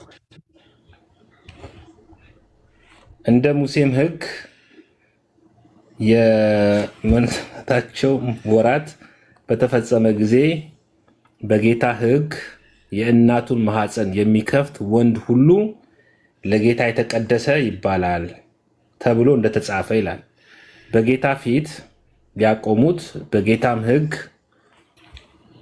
2 ዋሊያ ወይም 2 የርግብ ጫጩቶች እንደተባለ መጽዋዕት ሊያቀርቡለት ወደ ኢየሩሳሌም ወሰዱት። እሺ ቁጥር 21 ላይ ሊገርዙት 8 ቀን በሞላ ጊዜ በማህፀን ሳይገረዝ በመልአኩ እንደተባለ ስሙ ኢየሱስ ተብሎ ተጠራ ሲል ያው 8 ቀን ሲሞላው ሊገረድ እንደተወሰነ ስለ ኢየሱስ ነው አይደል የሚናገረው? ኦኬ ያ እዛ ጋር በዘጸአት 13 እዛ ላይ ያለው ቃል ኦኬ እሺ። እዚህ ጋር ደግሞ ስንመጣ ሊገርዙት 8 ቀን በሞላው ጊዜ በማህፀን ሳይረገዝ በመላኩ እንደተባለ ስሙ ኢየሱስ ተብሎ ተጠራ። ኦኬ ስለ ኢየሱስ ነው የሚያወራው። እንደ ሙሴ የመንጻታቸው ወራት በተፈጸመ ጊዜ ይላል። መንጻት ማለት ከምንድን ነው የሚነጻው? ምን ማለት የመንጻታቸው ወራት በተፈጸመ ጊዜ ምንድን ነው መንጻት ያስፈለገው? ከምንድን ነው የሚነጹት? ከኃጢአት። ማርያም ኃጢአተኛ ናት? ከኃጢአት ሆኖ የምነጻው አይደለችም። ማርያም ኃጢአተኛ አይደለችም፣ ንጹህ ነች፣ ንጽሕት ነች። ስለ ማርያም እኮ ነው እያወራ ያለው። የመንጻቷ ወራት እኮ እያለ ያለው ስለ ማርያም ነው። የኢየሱስ እናት ማርያም አይደለች? እንደ ሙሴ ሕግ የመንጻታቸው ወራት በተፈጸመ ጊዜ ማለት የወር አበባን ነው የሚጠቅሰው። ደም ነው እንጂ አሁን እዛ ዘጸአት መጽሐፍ ምዕራፍ 12 ምናምን እኮ ስለ ደም። እሺ ይሄ ደም ከየት የመጣ ደም ነው? እንደ ሙሴ ሕግ የመንጻታቸው ወራት በተፈጸመ ጊዜ በጌታ ሕግ የእናቱን ማህፀን የሚከፍት ወንድ ሁሉ ይላል ለጌታ የተቀደሰ ይባላል። የእናቱን ማህፀን የሚከፍት ይላል እኮ። የእናቱ ማህፀን እናቱ ማናት? እዚህ ክፍል ላይ እናቱ ማርያም ነች፣ እመቤታችን ቅድስት ድንግል ማርያም አለ። የእናቱን ማህፀን የሚከፍት ይላል። ለዛ ነው መስዋዕት ይዘው እንደ ሙሴ ሕግ ሊያቀርቡ ሲሄዱ የምንመለከተው። እንደ ሙሴ ሕግ መሰረት በሕግ ስር ስላሉ 2 ዋሊያ ወይም 2 የእርግብ ጫጩት እንደተባለ መስዋዕት ሊያቀርቡ ወደ ኢየሩሳሌም ወሰዱት ይላል። ጌታ ከእናቱ ጋር መስዋዕት ሊያቀርቡ ነው የሄዱት። በኢየሩሳሌም ደግሞ ስምዖን የሚባል ሰው እንዳለ ይነግረናል። እና የተወለደው ጌታ በማህፀን ስለሆነ አያከራክርም ማለት ነው። ግን ማርያም በድንግልና ነው ጌታን የጸነሰችው። ስትወልድ ግን ያው በማህፀን ነው የወለደችው። ስለዚህ በድንግልና ጸንሳ በድንግልና ወለደች የሚለው ነገር ስህተት ነው እያልከኝ ነው አይደል? ኦፍኮርስ በድንግልና መጸነሷን ነው እንጂ መጽሐፍ ቅዱስ የሚነግረን በድንግልና መውለዷን የሚጠቅስ ነገር። ኦኬ እሱን እንግዲህ ያሉን ያስተማሩንን ያሉኝን ጠይቄ፣ ምክንያቱም ይሄ ነው ይሄን አምጣ ብትለኝ አሁን እኔ እንደነገርኩ ያው የእርሚን እከታተላለሁ ምናምን ለማወቅም ነው ሞር ማለት ነው። ግን እዚህ ጋር አሁን ያልከው ነገር ከኦሪት ላይ ያለው ቃል ኦሪት ዘጸአት ላይ ያለው ቃል ላይ ቃል ይቀራረባል። ምክንያቱም ኢየሱስ ተብሎ ይጠራል አለ ማፀን ከፍቶ። ግን እዚህ ጋር አሁንም ቢሆን መከራከር ኢየሱስ እመቤታችን ቅድስት ድንግል ማርያም እንደ ሰው ደምታ ምናምን ወለደች የሚለውን ነገር እሱን አይደለችም ብዬ ለአሁን እከራከራለሁ። ግን የሆነ ማስረጃ ደግሞ ሳመጣ አንተ ደግሞ ታስረዳኛለህ ወደፊት እንደዛ ብዬ በዚህኛው ስትጠይቃቸው አሁን የሰጠውን ጥቅስ አብረህ ጠይቃቸው ምን ማለት ነው የሚለውን እንዲያስረዱ ጠይቃቸው አብረህ።